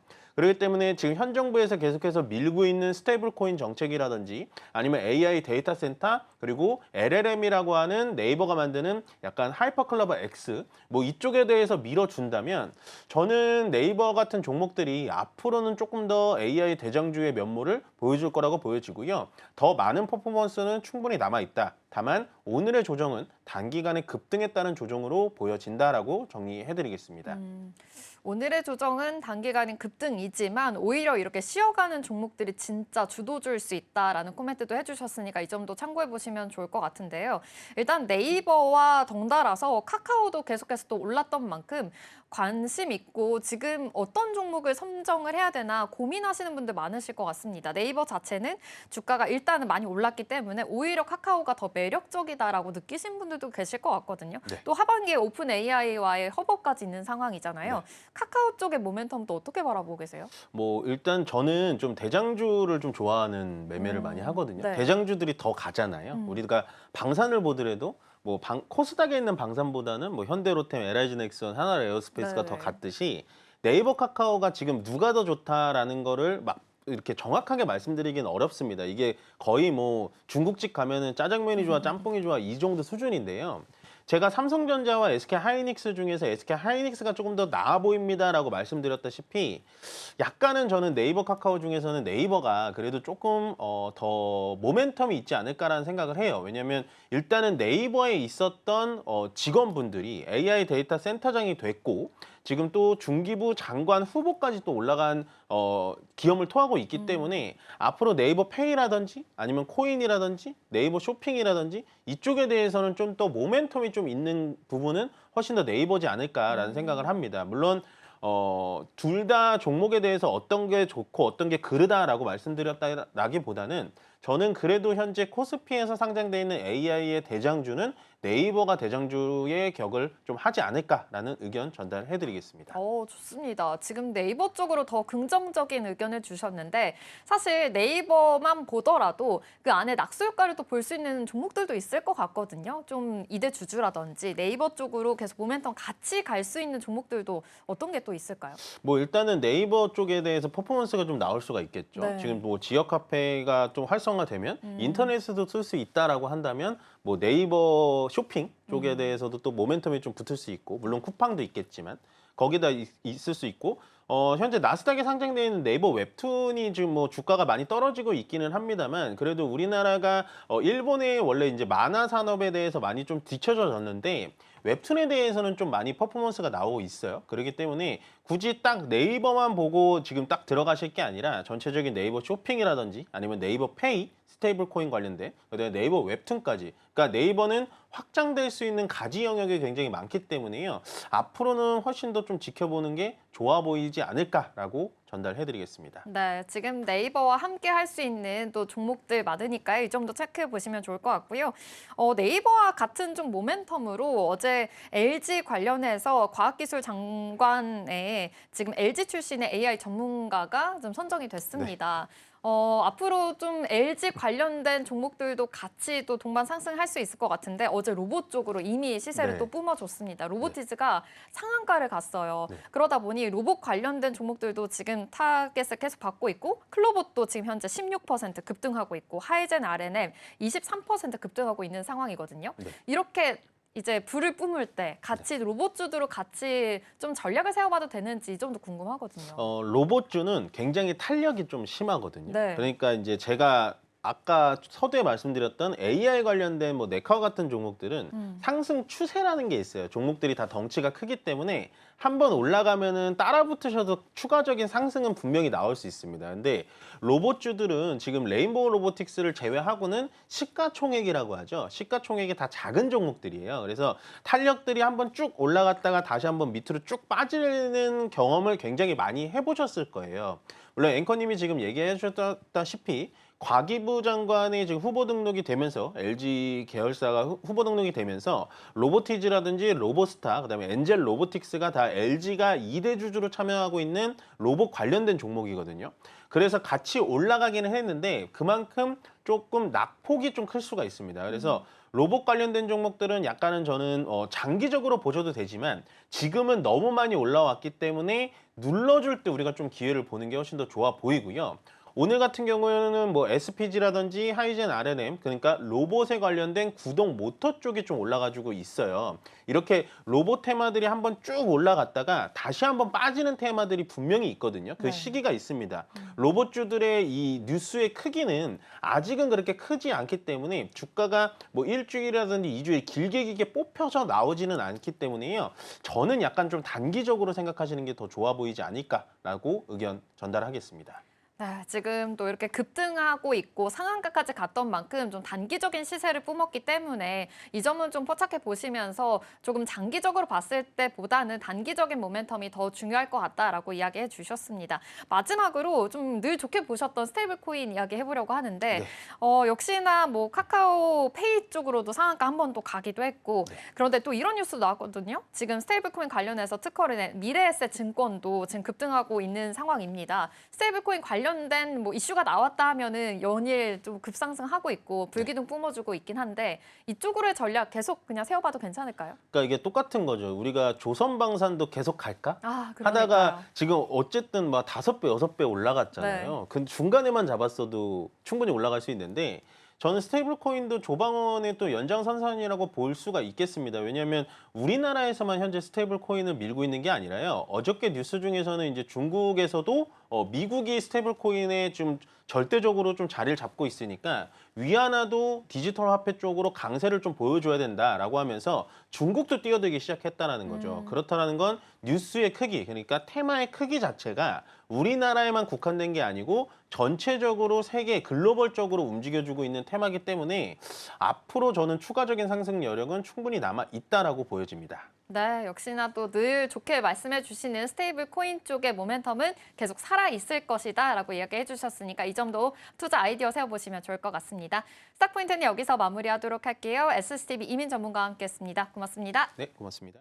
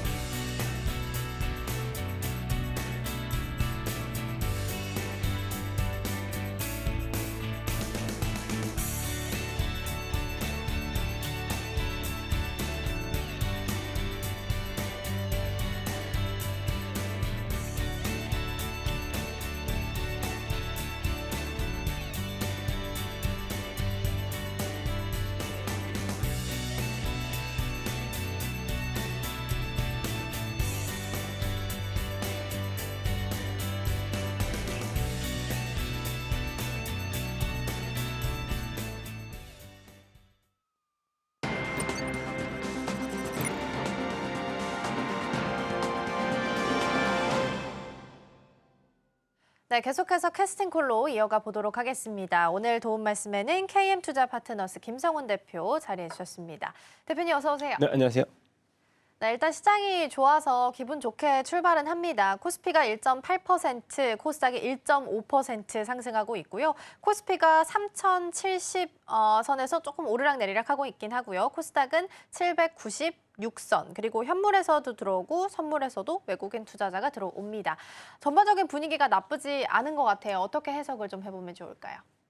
일단 지정학적 리스크, 미국이 포함된 지정학적 리스크는 항상 기회였다라는 통계가 있듯이 그러니까요. 예, 이번에도 역시 마찬가지로. 기회였지 않았을까. 그래서 통계를 믿어라라는 말씀을 드려야 될 것 같고요. 그리고 이제 3,000P라는 의미가 이제는 기준점이 되지 않았나라고 보고 있는데 이런 얘기 들어보셨을 겁니다. 이제 단내리기 효과라고 이미 3,000포인트를 맞이한 시점에서는 이제 3,000포인트 상방향보다 하방향이 빠지면 오히려 3,000포인트를 지켜주려는 노력들이 굉장히 많이 이루어진다. 뭐 개인을 중심으로 어제 그런 모습들을 보여줬지만 뭐 기관, 외국인들 다 일단 동참해서 3,000포인트에 대한 지수에 대해서 기준점을 지켜주려는 노력들이 이제는 굉장히 많이 마련이 되지 않을까 싶고요. 일단 연준의 금리 인하 스탠스가 좀 바뀌었다는 점도 7월에 주가가 이제 휴식 기간이 아닌 랠리 구간으로서 우리가 해석을 해볼 수 있다는 점도 사실 이번 시장이 이제 어느 정도의 구간에서 숨고르기보다는 오히려 상단을 높일 수 있는 주가 레벨이 좀 더 올라갈 수 있다. 저는 그렇게 보여지고 있고 소외주였던 종목들도 우리 이제는 지켜볼 때 아닌가라고 보고 있는데 시가총액 상위에서 보면은 많이 부진했던 섹터가 몇 개 있잖아요. 네. 일단 SK하이닉스를 좀 제외한다면은 전차 군단이 그 주인공일 텐데 네. 이제는 이 4번 타자가 돼야 될 종목들이 뭐 현대차라든가 있습니다. 그래서 3,300의 돌파를 위해서는 이 종목들이 뭐 관세에 대한 뭐 유예 기간이 이제는 얼마 남지 않았습니다만 이벤트가 좀 소멸이 된다라고 하면은 또 기회를 하나 포착할 수 있는 섹터들도 우리가 이제는 한번 준비를 해볼 시점. 그리고 로보택시에 대해서 기대감이 없었기 때문에 오히려 더 반응이 좋지 않았나라고 보고 있는데 오늘도 소외됐던 섹터들 중심으로서 한번 하나하나씩 체크를 해나가면서 또 기회의 장을 또 마련해 봤으면 좋겠습니다. 네, 마침 또 지정학적 리스크가 해소가 되면서 오늘 지수가 크게 또 상승세를 보여서 지수 상승세 위주로 좀 점검을 먼저 좀 해보도록 할게요. 앞서서 말씀 주신 것처럼 이전의 3,000P랑 지금의 3,000P를 좀 비교해 봤을 때는 반도체, 자동차, 바이오 이쪽이 좀 덜 갔다라는 특징이 좀 있을 것 같아요. 그래서 만약에 이들이 돌아서주기만 한다면 대표님 말씀처럼 3,300선까지도 좀 바라볼 수 있을 것 같은데 그러면 이쪽이 올라올 거라는 걸 감안해서 미리 좀 주목을 해봐야 되는 건지 아니면 돌아서는 걸 확인하고 들어가야 되는지도 고민이 좀 될 것 같거든요. 그냥 저 자동차 쪽 우리가 흔히 현대차와 기아차, 현대차 그룹에 대해서 최근에 이제 레포트들이 조금씩 이제 쏟아지고 나오고 있는데 일단 제가 로봇주를 앞서서 말씀드렸지만 보스턴 다이나믹스 나스닥 상장이 얘기가 계속 들려오잖아요. 1조에 인수를 했지만 지금 이제 가치가 30조까지 30배 이상 높아졌기 때문에 정의선 회장의 이제 20%의 지분이 이제 매각하고 나서 상장하고 나서 이 지분을 통해서 모비스의 지분을 그렇죠. 확보한다면 그런 이 순환 출자 구조가 해소되는 그런 어느 정도의 스토리가 좀 우리가 예상한다면 현대차가 지금 20만 원대 그리고 퍼가 5배 수준, PBR도 0.5배 수준 정말 싸다라는 의견 거기에서 로보택시에 대한 기대감 그런 것들이 이제 실제적으로 현대차 그룹 같은 경우는 이번에 미국 시장에서 전기차 점유율을 작년 기준으로도 2위권에 안착하는 모습을 보여주면서 사실 전기차 하면 로보택시고 로보택시 하면은 로봇주와도 연결고리가 굉장히 깊은 그리고 AI의 소프트웨어에서 가장 우리가 끝판왕이었던 피지컬 AI까지 다 같이 연결이 되는 네. 구조이기 때문에 저는 삼성전자가 지금 6만 원 돌파 뭐 긍정적이긴 하지만 그래도 차기 4번 타자를 얘기한다면 현대차 그룹주를 빼놓을 수가 없을 것 같은데 아쉬운 거는 네이버의 시가총액 5위를 또 내줬고 두산 에너빌리티에 6위를 내줬어요. 그러니까요. 예, 좀 아쉽습니다. 그리고 일단 뭐 시동을 걸 수 있을 만한 요소들이 많습니다. 네. 예, 기대해 보셔도 됩니다. 네, 그래도 긍정적인 말씀 좀 주셨습니다. 현대차가 지금 시총 7위이고 2.73% 상승은 하고 있는데 유일하게 또 현대차 그룹이 순환 출자 구조를 아직 끊지 못한 상황이라서 이게 지금 가장 관건이 좀 되고 있는데 보스턴 다이나믹스의 IPO가 6월 20일 예정이었는데 이게 연기가 된 상황이라서 풋옵션을 행사를 할 수 있게 된 상황입니다. 그래서 말씀해 주셨던 순환 출자 구조를 좀 끊기 위해서는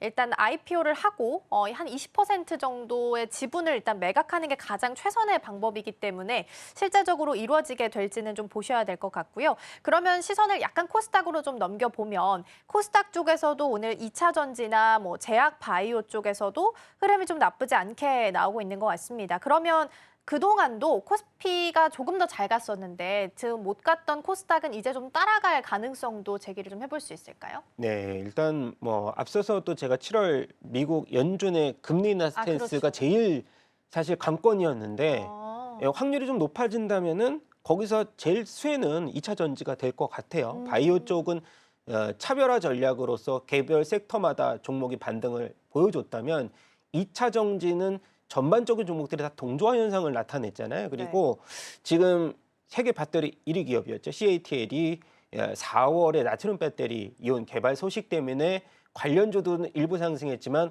오히려 시장 캐파가 좀 더 위축이 되는 모습들을 보여줬기 때문에 이번에는 사실 에코프로를 중심으로 해서 1분기 양극재가 일부 흑자 전환했다는 소식을 전에도 제가 알려드렸는데 2분기도 흑자 전환을 계속 유지를 해나간다면 사실 이 IRA 관련된 리스크는 이미 주가에 많이 반영을 했다라고 저는 봅니다. 그래서 저는 금리 인하가 확정이 된다라고 하면은 2차 전지 당연히 비중을 조금 더 제가 확대를 해봐도 된다라고 보여지고 있고요. 이것은 뭐 우리가 펀더멘탈 기준으로 보는 것이 아니고 네. 수급적인 영향으로 보시면 될 것 같아요. 너무 많이 소외됐기 때문에 오히려 지금은 룸을 채울 만한 그런 그 진폭이 너무나 큽니다. 그래서 2차 전지 중심으로서 코스닥의 주가가 랠리가 일부 이어진다라고 하면은 가장 핵심으로서는 뭐 에코프로 그룹주라든지 계속해서 일단 비중 확대 전략 제시를 해보고 부담스럽다면은 뭐 ETF 전략이 굉장히 유효하다. 저 같은 경우도 뭐 ETF 즉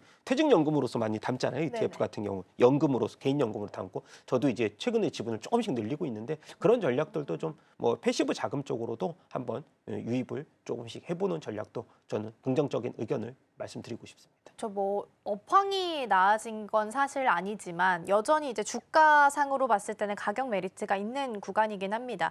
그리고 이제 어제 월러 이사랑 보우먼 부의장도 7월에 금리 인하에 대한 이야기가 나왔습니다. 근데 보우먼 이사 부의장 같은 경우에는 사실 가장 매파의 선봉장에 있는 인물인데 그 인물이 7월에 금리 인하할 가능성이 있다라는 이야기를 했기 때문에 시장 안에서는 기대감이 좀 커지고 있는 상황이고요. 그렇다면 2차 전지 관련주들도 수혜를 받을 수 있다라는 부분도 일단은 긍정적인 평가를 해볼 수 있겠습니다. 자, 그럼 이어서 오늘 올라오고 있는 테마들도 함께 점검을 좀 해보도록 하겠습니다. 첫 번째 테마 열어보겠습니다. 로봇이고요. AI의 끝판왕이라고 보면 로봇 쪽이 있겠죠. 그리고 뭐 추가적으로 본다면 테슬라의 로봇택시에 대한 부분도 있을 거고요. 어제는 이제 장관급 인사가 공개가 됐었는데 그중에 과기부 장관 후보자로 배경훈 LG AI 연구원장이 후보자 이름에 내정이 좀 된 상황입니다. 그러면서 LG가 붙어 있는 그리고 특히나 로봇주 안에서도 LG가 붙어 있는 쪽으로 좀 시세가 오는 모습이었고요. 로보티즈는 LG가 지분 한 7% 가지고 있고 로보스타는 31% 정도 가지고 있는 상황인데 로보티즈 같은 경우에는 오늘은 조금 하락하는 모습이 개장 때 확인이 됐고 지금은 6%대 하락률 기록을 하고 있고요. 로보스타까지 잠시 좀 확인을 해볼게요. 로보스타는 2%대 상승률 현재 기록하고 있습니다. 자, 두 번째 열어보겠습니다. 두 번째는 원전이고요. 여전히 원전은 참 잘 갑니다. 두산 에너빌리티가 일단 대장주로서 자리를 잘 지켜줬는데 오늘은 6위로 좀 내려오면서 지금 68,350원 요 선에 있고요. 일단 개장 초반 대비해서는 소폭 좀 내려온 모습이 체크가 됩니다. 다만 이제 뉴욕주에서도 16년 만에 다시 한번 신규 대형 원전 건설 계획이 나오게 되면서 글로벌리하게도 원전은 좀 좋게 가고 있는 것 같고요. 26일에는 해체 관련한 일정도 있으니까 같이 좀 체크해 보시면 좋겠습니다. 마지막 열어보시죠. 마지막은 이제 지역화폐랑 스테이블 코인을 좀 같이 묶었습니다. 오늘 건설 쪽도 강하긴 한데 지역화폐 이슈가 있어서 하나 좀 묶어봤고요. 구매 한도를 정부에서 월 200만 원으로 대폭 상향한다라는 뉴스가 있었고요. 스테이블 코인 같은 경우에는 규제 법안 하원 표결이 이제 7월 1일까지 이루어질 예정이라서 두 가지 일정 같이 좀 체크해 보시라고 테마에 좀 넣어봤습니다.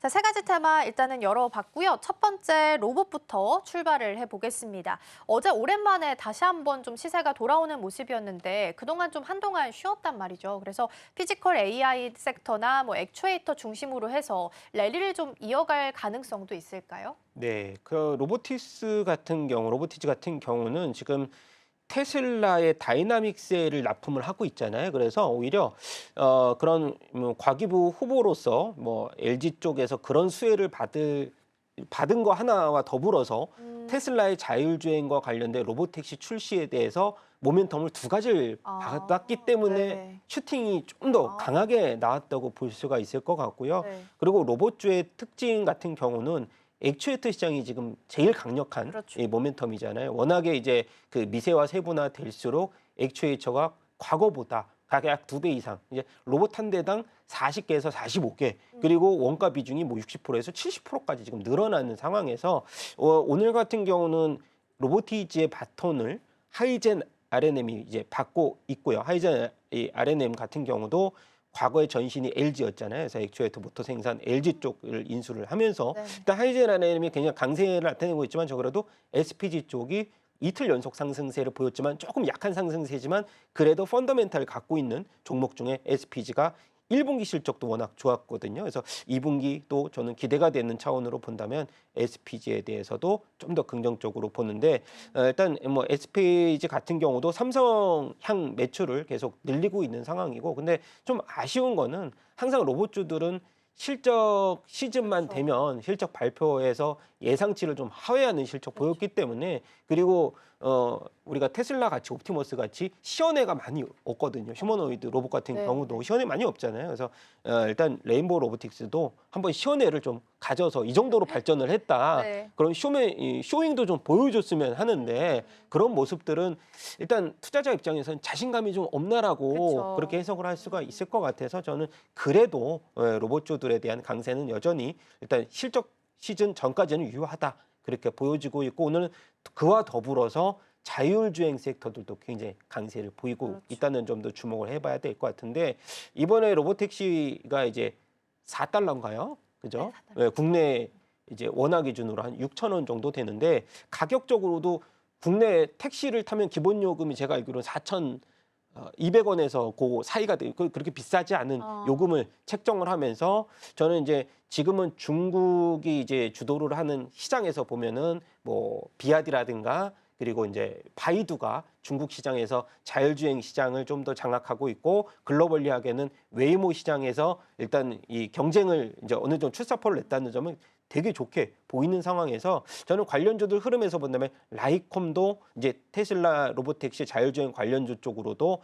긍정적인 모습을 계속 가져갈 수 있다. 많이 쉬었습니다. 그래서 자율주행 쪽도 그래서 프론티어 라이콤도 계속 지켜보는 상황. 로봇주와 함께 근데 묶어서 좀 보시면 되지 않을까. 어차피 로봇에도 탑재되는 게 라이다 쪽도 탑재를 하기 때문에 그래서 결국 한 묶음으로 나중에는 지켜봐야 될 섹터가 아닌가라고 보고 있습니다. 긍정적인 의견 계속 말씀을 드려야 될 것 같습니다. 네, 이제 로봇도 휴머노이드 로봇이기 때문에 자율주행처럼 같이 들어가는 부품이 공통된 부분들이 많아서 같이 묶어서 봐야 된다라는 말씀 주셨고 워낙 이쪽에서는 문제가 되는 부분이 항상 숫자입니다. 그래서 실적 시즌 전까지는 그래도 좀 수급이 들어올 가능성이 있겠다라는 말씀 주셨으니까 이렇게 정리해 보고요.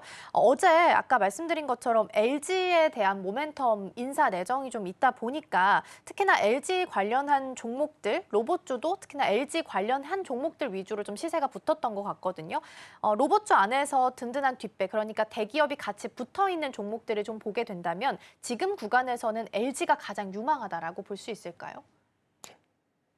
개인적으로 그냥 레인보우 그래요? 로보틱스하고 액추에이터 시장 보는 게 제일 베스트인 것 같은데요. 제가 전에 아까도 이제 레인보우 로보틱스가 시연회를 왜 안 하냐라고 네. 반문을 드렸지만 네. 그래도 이제 첫 번째 이 로봇 시장에서 선두의 지위를 갖고 가장 대표다? 있고 아. 그리고 아무리 이제 제가 이제 LG의 로보티지라든가 액추에이터 시장도 강조를 나타냈지만 네. 그래도 시가총액 상위 1등주를 일단 기반으로 해서 아직은 시장이 커가는 과정의 초기 시장은 일단 대장주를 보는 것이 가장 베스트인 것 같아요, 저는. 예. 그렇군요. 그러면 여전히 로봇주를 대표하는 레인보우 로보틱스를 일단은 중점적으로 좀 봐야 된다라는 말씀은 주셨습니다. 장관 후보자 관련해서 일단 어제는 LG 관련해서 붙어있는 종목들이 좀 더 강세를 보였다라는 부분 짚어드리겠습니다. 자, 그럼 이어서 이번에는 원전주로 넘어가서 보겠습니다. 두산 에너빌리티가 5만 원 언제 넘을까 했는데 벌써 6만 원 넘고 지금 다시 또 상승으로 방향을 틀었네요. 0.2%대 강보합 수준까지 다시 좀 올라오는 모습입니다. 두산 에너빌리티가 가장 고민일 것 같아요. 그래서 신규 진입 측면에서는 가능성 있을까요? 지난주 나와서 뭐 보지 말고 네. 그냥 차트 일단 보지 마셔라. 그럼 못 들어간다. 그냥 모멘텀 살아있고 5일선 살아있으면 가자. 안착하셔라라고 말씀드렸는데 변함은 없습니다. 저는 변함은 없고요. 이게 이제 무슨 펀더멘탈이니 이런 거 잣대는 이미 물 건너간 상황이고 네. 오늘과 같은 경우도 지금 뉴욕 북부에서 1기가와트 100만 가구의 전력을 공급할 수 있는 규모로 원자로를 건설하는 방안을 추진한다. 이 요소가 이제 트럼프의 르네상스가 계속 언급이 되는 상황에서 사실 이 간극을 우리가 두산 에너빌리티 하면은 원전에 대해서 숫자로서 녹여낼 수 있는 그 기간이 굉장히 길잖아요. 그 간극을 계속 복합화력으로 잘 메꿔주고 있는 상황이고, 일단 어제 같은 경우는 뭐 예상과는 다르게 두 자릿수 상승률을 또 보여줬고, 핵시설을 타격함에도 불구하고 맞아요. 우라늄 이제 그 우려감이 별로 없었잖아요, 그죠? 그것이 우라늄이 이제 뭐 바깥으로 노출이 됐을 때 우려감이 굉장히 근데 그 우려도 사실 없었을 뿐더러 두산 에너빌리티 두산그룹이 지금 지배구조 개편에 조금 들어갔다는 소식도 들려왔고 두산 비나라고 하는 비핵심 자산을 매물 리스트에 일단 몇 주 전에 올렸거든요. 그래서 그러한 투자에 대해서 어느 정도 기폭제로 작용할 수 있는 두산 에너빌리티를 좀 더 지원할 수 있는 현금 마련을 조금 더 할 수 있다. 저는 그런 측면을 본다면 시장에서 뭐 SMR 시장 뭐 얘기는 이미 되게 구차하실 겁니다. 투자자 여러분들도 똑같은 얘기하는 것보다는 지금의 그런 포커싱은 뭐냐라고 했을 때는 뭐 지금 원전에 대해서 26일 날이죠. 고리 원전 이제 해체 시장. 맞아요. 왜냐하면 해체 시장만 해도 500조? 거기에 태밀리니 원전 수주 또 얘기가 또 나올 건데 우리나라가 제일 유리하잖아요. 거기서 또 20에서 또 40조? 그러니까 이 기수 하나하나마다 한 기마다 금액대가 워낙 크고 27년까지 지금 수주할 수 있는 걸 보수적으로 본다면은 한 9기 정도? 그중에 이게 보수적으로 본 건데 그중에서 또 보수적으로만 봐도 퍼포먼스는 여기서 당장 끝날까? 저는 그런 생각을 갖고 있어서 차기작을 이제 본다면 두산 에너빌리티가 계속 제가 부담스럽다고 하시는 분들한테는 네. 하나로 원전 ETF 한 달 전부터 계속 얘기를 했던 것 같은데 네. 그냥 뭐 ETF로 그냥 묶어서 그 부담스러우면 사셔라. 네. 아니면 그냥 한정 기술이나 뭐 KPS 쪽도 좋으니까. 근데 KPS가 덜 가긴 하지만 이번에 화두가 된 게 원전 시설의 그런 어느 정도 미국이 폭격을 가하면서 정비 사업에 대해서 중요성도 굉장히 높아졌잖아요. 그래서 KPS 같은 경우는 지금 주가가 많이 올랐어도 배당 매력도도 굉장히 높습니다. 지금 한 4%의 배당 매력도도 갖고 있어서 그런 종목들 그냥 사고선 좀 시세폭은 에너빌리티보다는 적지만 버금가는 수익률이 일부는 보여줄 수가 있기 때문에 그런 부분들. 근데 하지만 핵심은 당연히 에너빌리티가 핵심이 돼야겠죠. 근데 그런 부분들 봤을 때는 저는 원자력 쪽은 뭐 일단 제가 주간 단위로서 네. 이틀 3일 조정 나오지 않으면 계속 가는 테마니까 지켜보시라고 말씀을 드렸습니다. 근데 그러니까 두산 에너빌리티만 놓고 봤을 때 수주 소식이 있었지만 그 이후에 뭐 추가적으로 나온 거 아직 없고요. 그리고 원전은 사실 짓는 데까지도 굉장히 오래 걸리는 걸로 알려져 있잖아요. 그러면 실적 숫자로 찍히는 데까지도 꽤나 오래 걸릴 것 같은데 곧 있으면 실적 시즌이 시작된다라는 걸 감안했을 때는 일단은 좀 어느 정도 챙기고 가는 전략도 필요하지 않나라는 생각도 한편으로는 좀 들거든요.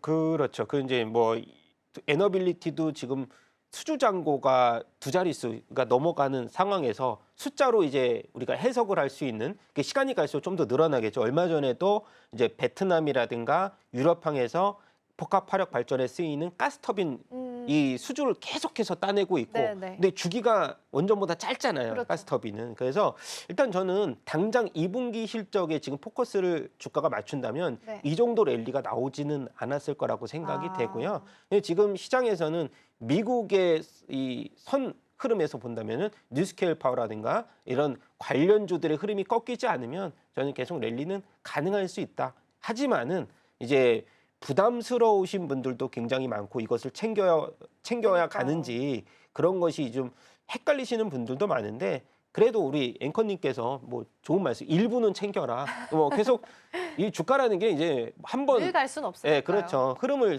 타지 않으면 네. 또 한 번 꺾이고 나면 또 숨고르기 구간, 조정 구간도 필요한 거니까 일부는 챙기되 챙기는 그 프로테이지를 좀 네. 적게 최대한 분할해서 이번에 이 파티에 좀 소외되지 않았으면 하는 마음에서. 그렇죠. 올해 같이 파티를 좀 할 수 있었으면 그렇죠. 좋겠다라는 네. 말씀을 해주신 것 같습니다.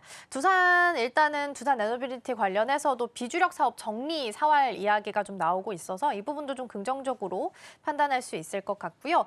시간이 많진 않지만 우리 지역화폐 스테이블 코인도 잠깐 보고 갈게요. 일단 지역화폐는 사실 개장할 때 좀 올라와 있었는데 좀 다시 내려오는 분위기가 나타나서 스테이블 코인 쪽에 초점을 좀 맞춰서 하나 질문 좀 드려볼게요. 이제는 단기 모멘텀이 아니라 추가적인 상승 계속 이어가면서 주도주로서도 자리매김할 수 있지 않을까라는 기대감이 좀 나타나는 것 같습니다. 보통 이제 처음에 키워드가 등장했을 때 우르르 종목들이 다 올라가다가 이제 점차 시간이 흘러가면 압축도 될 거고 세분화도 되는 움직임이 나타나게 될 텐데 스테이블 코인을 키워드로 둔다면 민간 주도가 있을 거고 정부가 주도하는 게 있을 거란 말이죠. 어느 쪽이 좀 더 긍정적으로 주가 측면에서 본다면 좀 더 긍정적으로 바라볼 수 있을까요? 주가 측면으로는 민간 주도인데 네. 예, 전반적인 시장을 계속 우리가 바라보는 측면으로는 이제 정부 주도이고요. 거기서 그냥 다른 종목들도 이제 워낙에 이 스테이블 코인과 관련주들이 너무 우후죽순처럼 그러니까요. 생기다 보니까 원래 핵심으로서는 뭐 LG CNS, 삼성 SDS, 카카오페이 이렇게 좀 IT 전력 그 구축의 중심으로서 갔다가 지금은 이제 뭐 관련된 결제주들 포함해서 다 같이 움직이고 있어서 맞아요. 그냥 핵심만 이제는 포함을 시켜야 되지 않았나 저는 그렇게 보고 있고요. 그 중에서도 이제 이 스테이블 코인에서 특화된 종목들이라고 하면은 카카오페이, 뭐 IT센, 다나 이렇게 중소형주를 워낙 또 관심 많이 네. 보시기 때문에 그래서 스테이블 코인과 가상화폐 코인을 보유하고 있는 다날도 요즘에 6,000원대 돌파하다가 지금 일부 이제 조금 눌림목이 보여지고 있고요.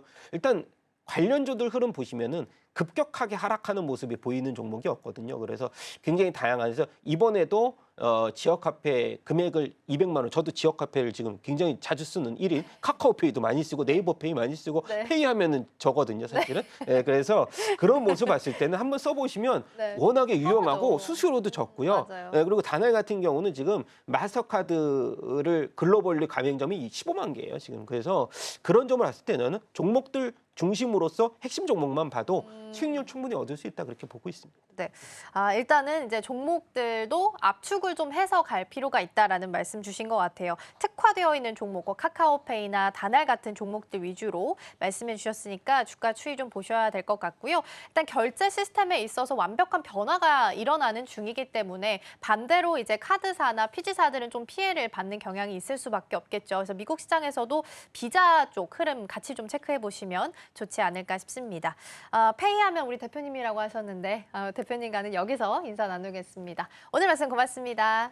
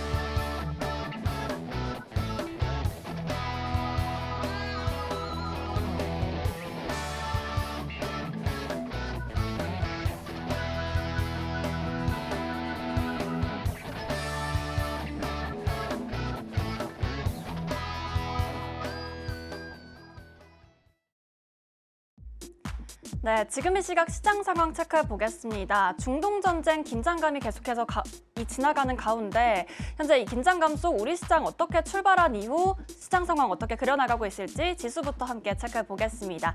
먼저 양시장 살펴보시면 코스피, 코시닥 오늘 상승으로 모두 출발했는데 현재 상승폭을 키워나가면서 오전장을 지나고 있습니다.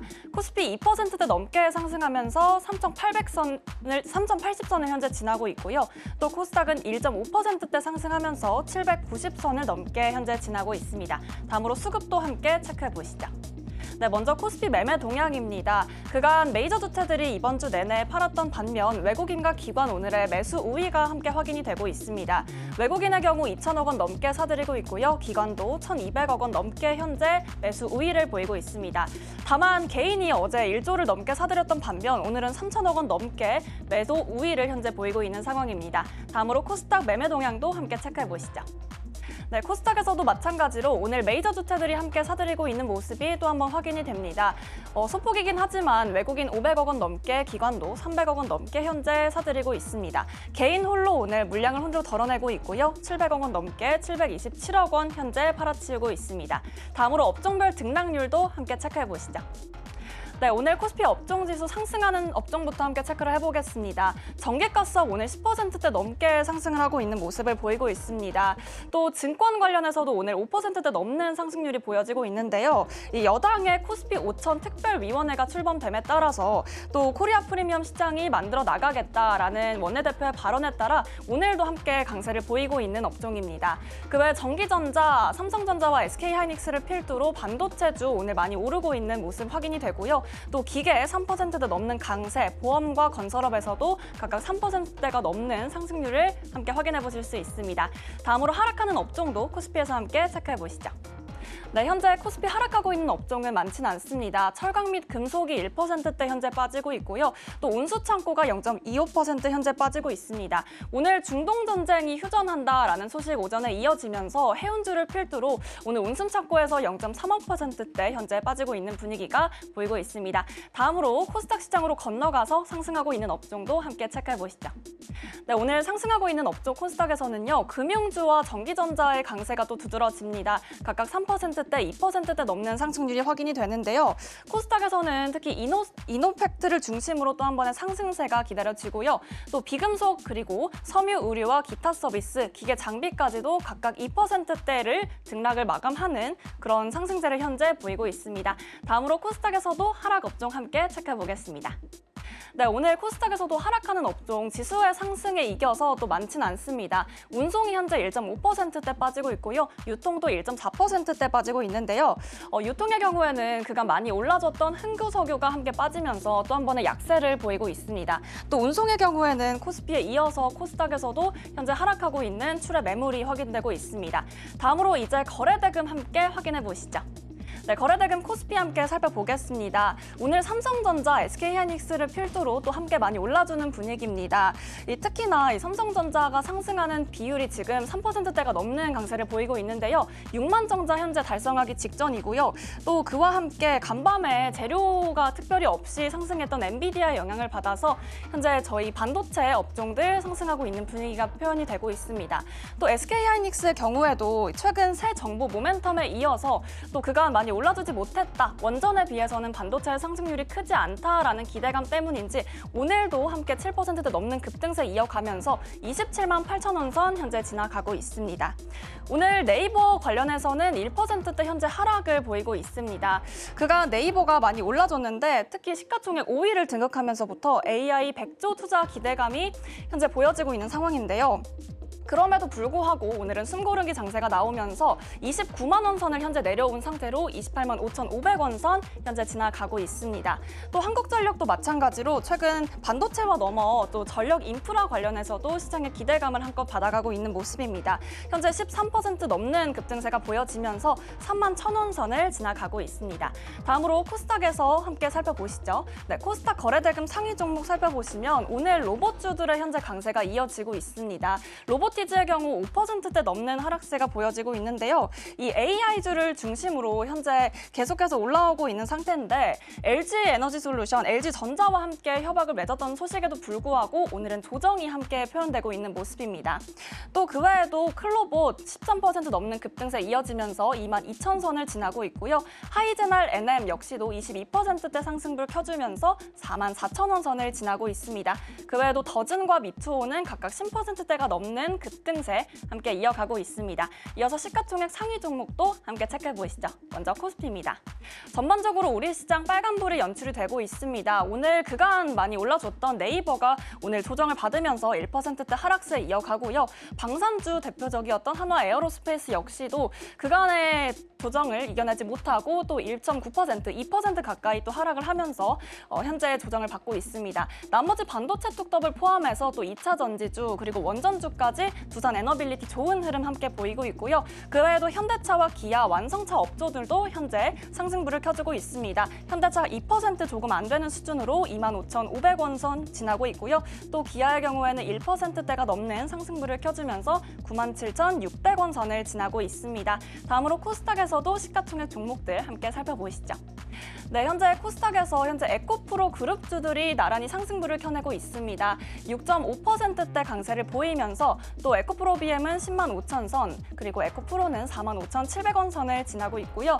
또 알테오젠의 경우에도 2%대 넘는 상승불을 켜주면서 40만 원 선에 현재 근접한 모습입니다. 앞으로 오후장에서 펼쳐지는 이야기들도 저희와 계속해서 함께 해주시기 바랍니다. 지금까지 시황센터에서 전해드렸습니다. 네, 오늘 아침에 전해졌던 이스라엘과 이란의 휴전 소식에 오늘 우리 시장도 기분 좋게 출발하는 분위기 나타나고 있습니다. 환율 같은 경우에는 1,365원까지 그래도 하락하는 모습이 나오면서 현물 쪽에서 양시장 모두 외국인 투자자가 들어오는 모습도 확인할 수 있겠습니다. 오후장까지 이 기분 좋은 흐름 이어질 수 있기를 기대하면서 오늘 방송 마무리하겠습니다. 저희가 방송 중에 제공해드린 정보는 투자 판단을 위한 조언일 뿐 해당 종목의 가치와 수익률은 보장하지 않습니다. 저희는 내일 더 다양한 소식 준비해서 돌아오겠습니다. 시청해주신 여러분 고맙습니다.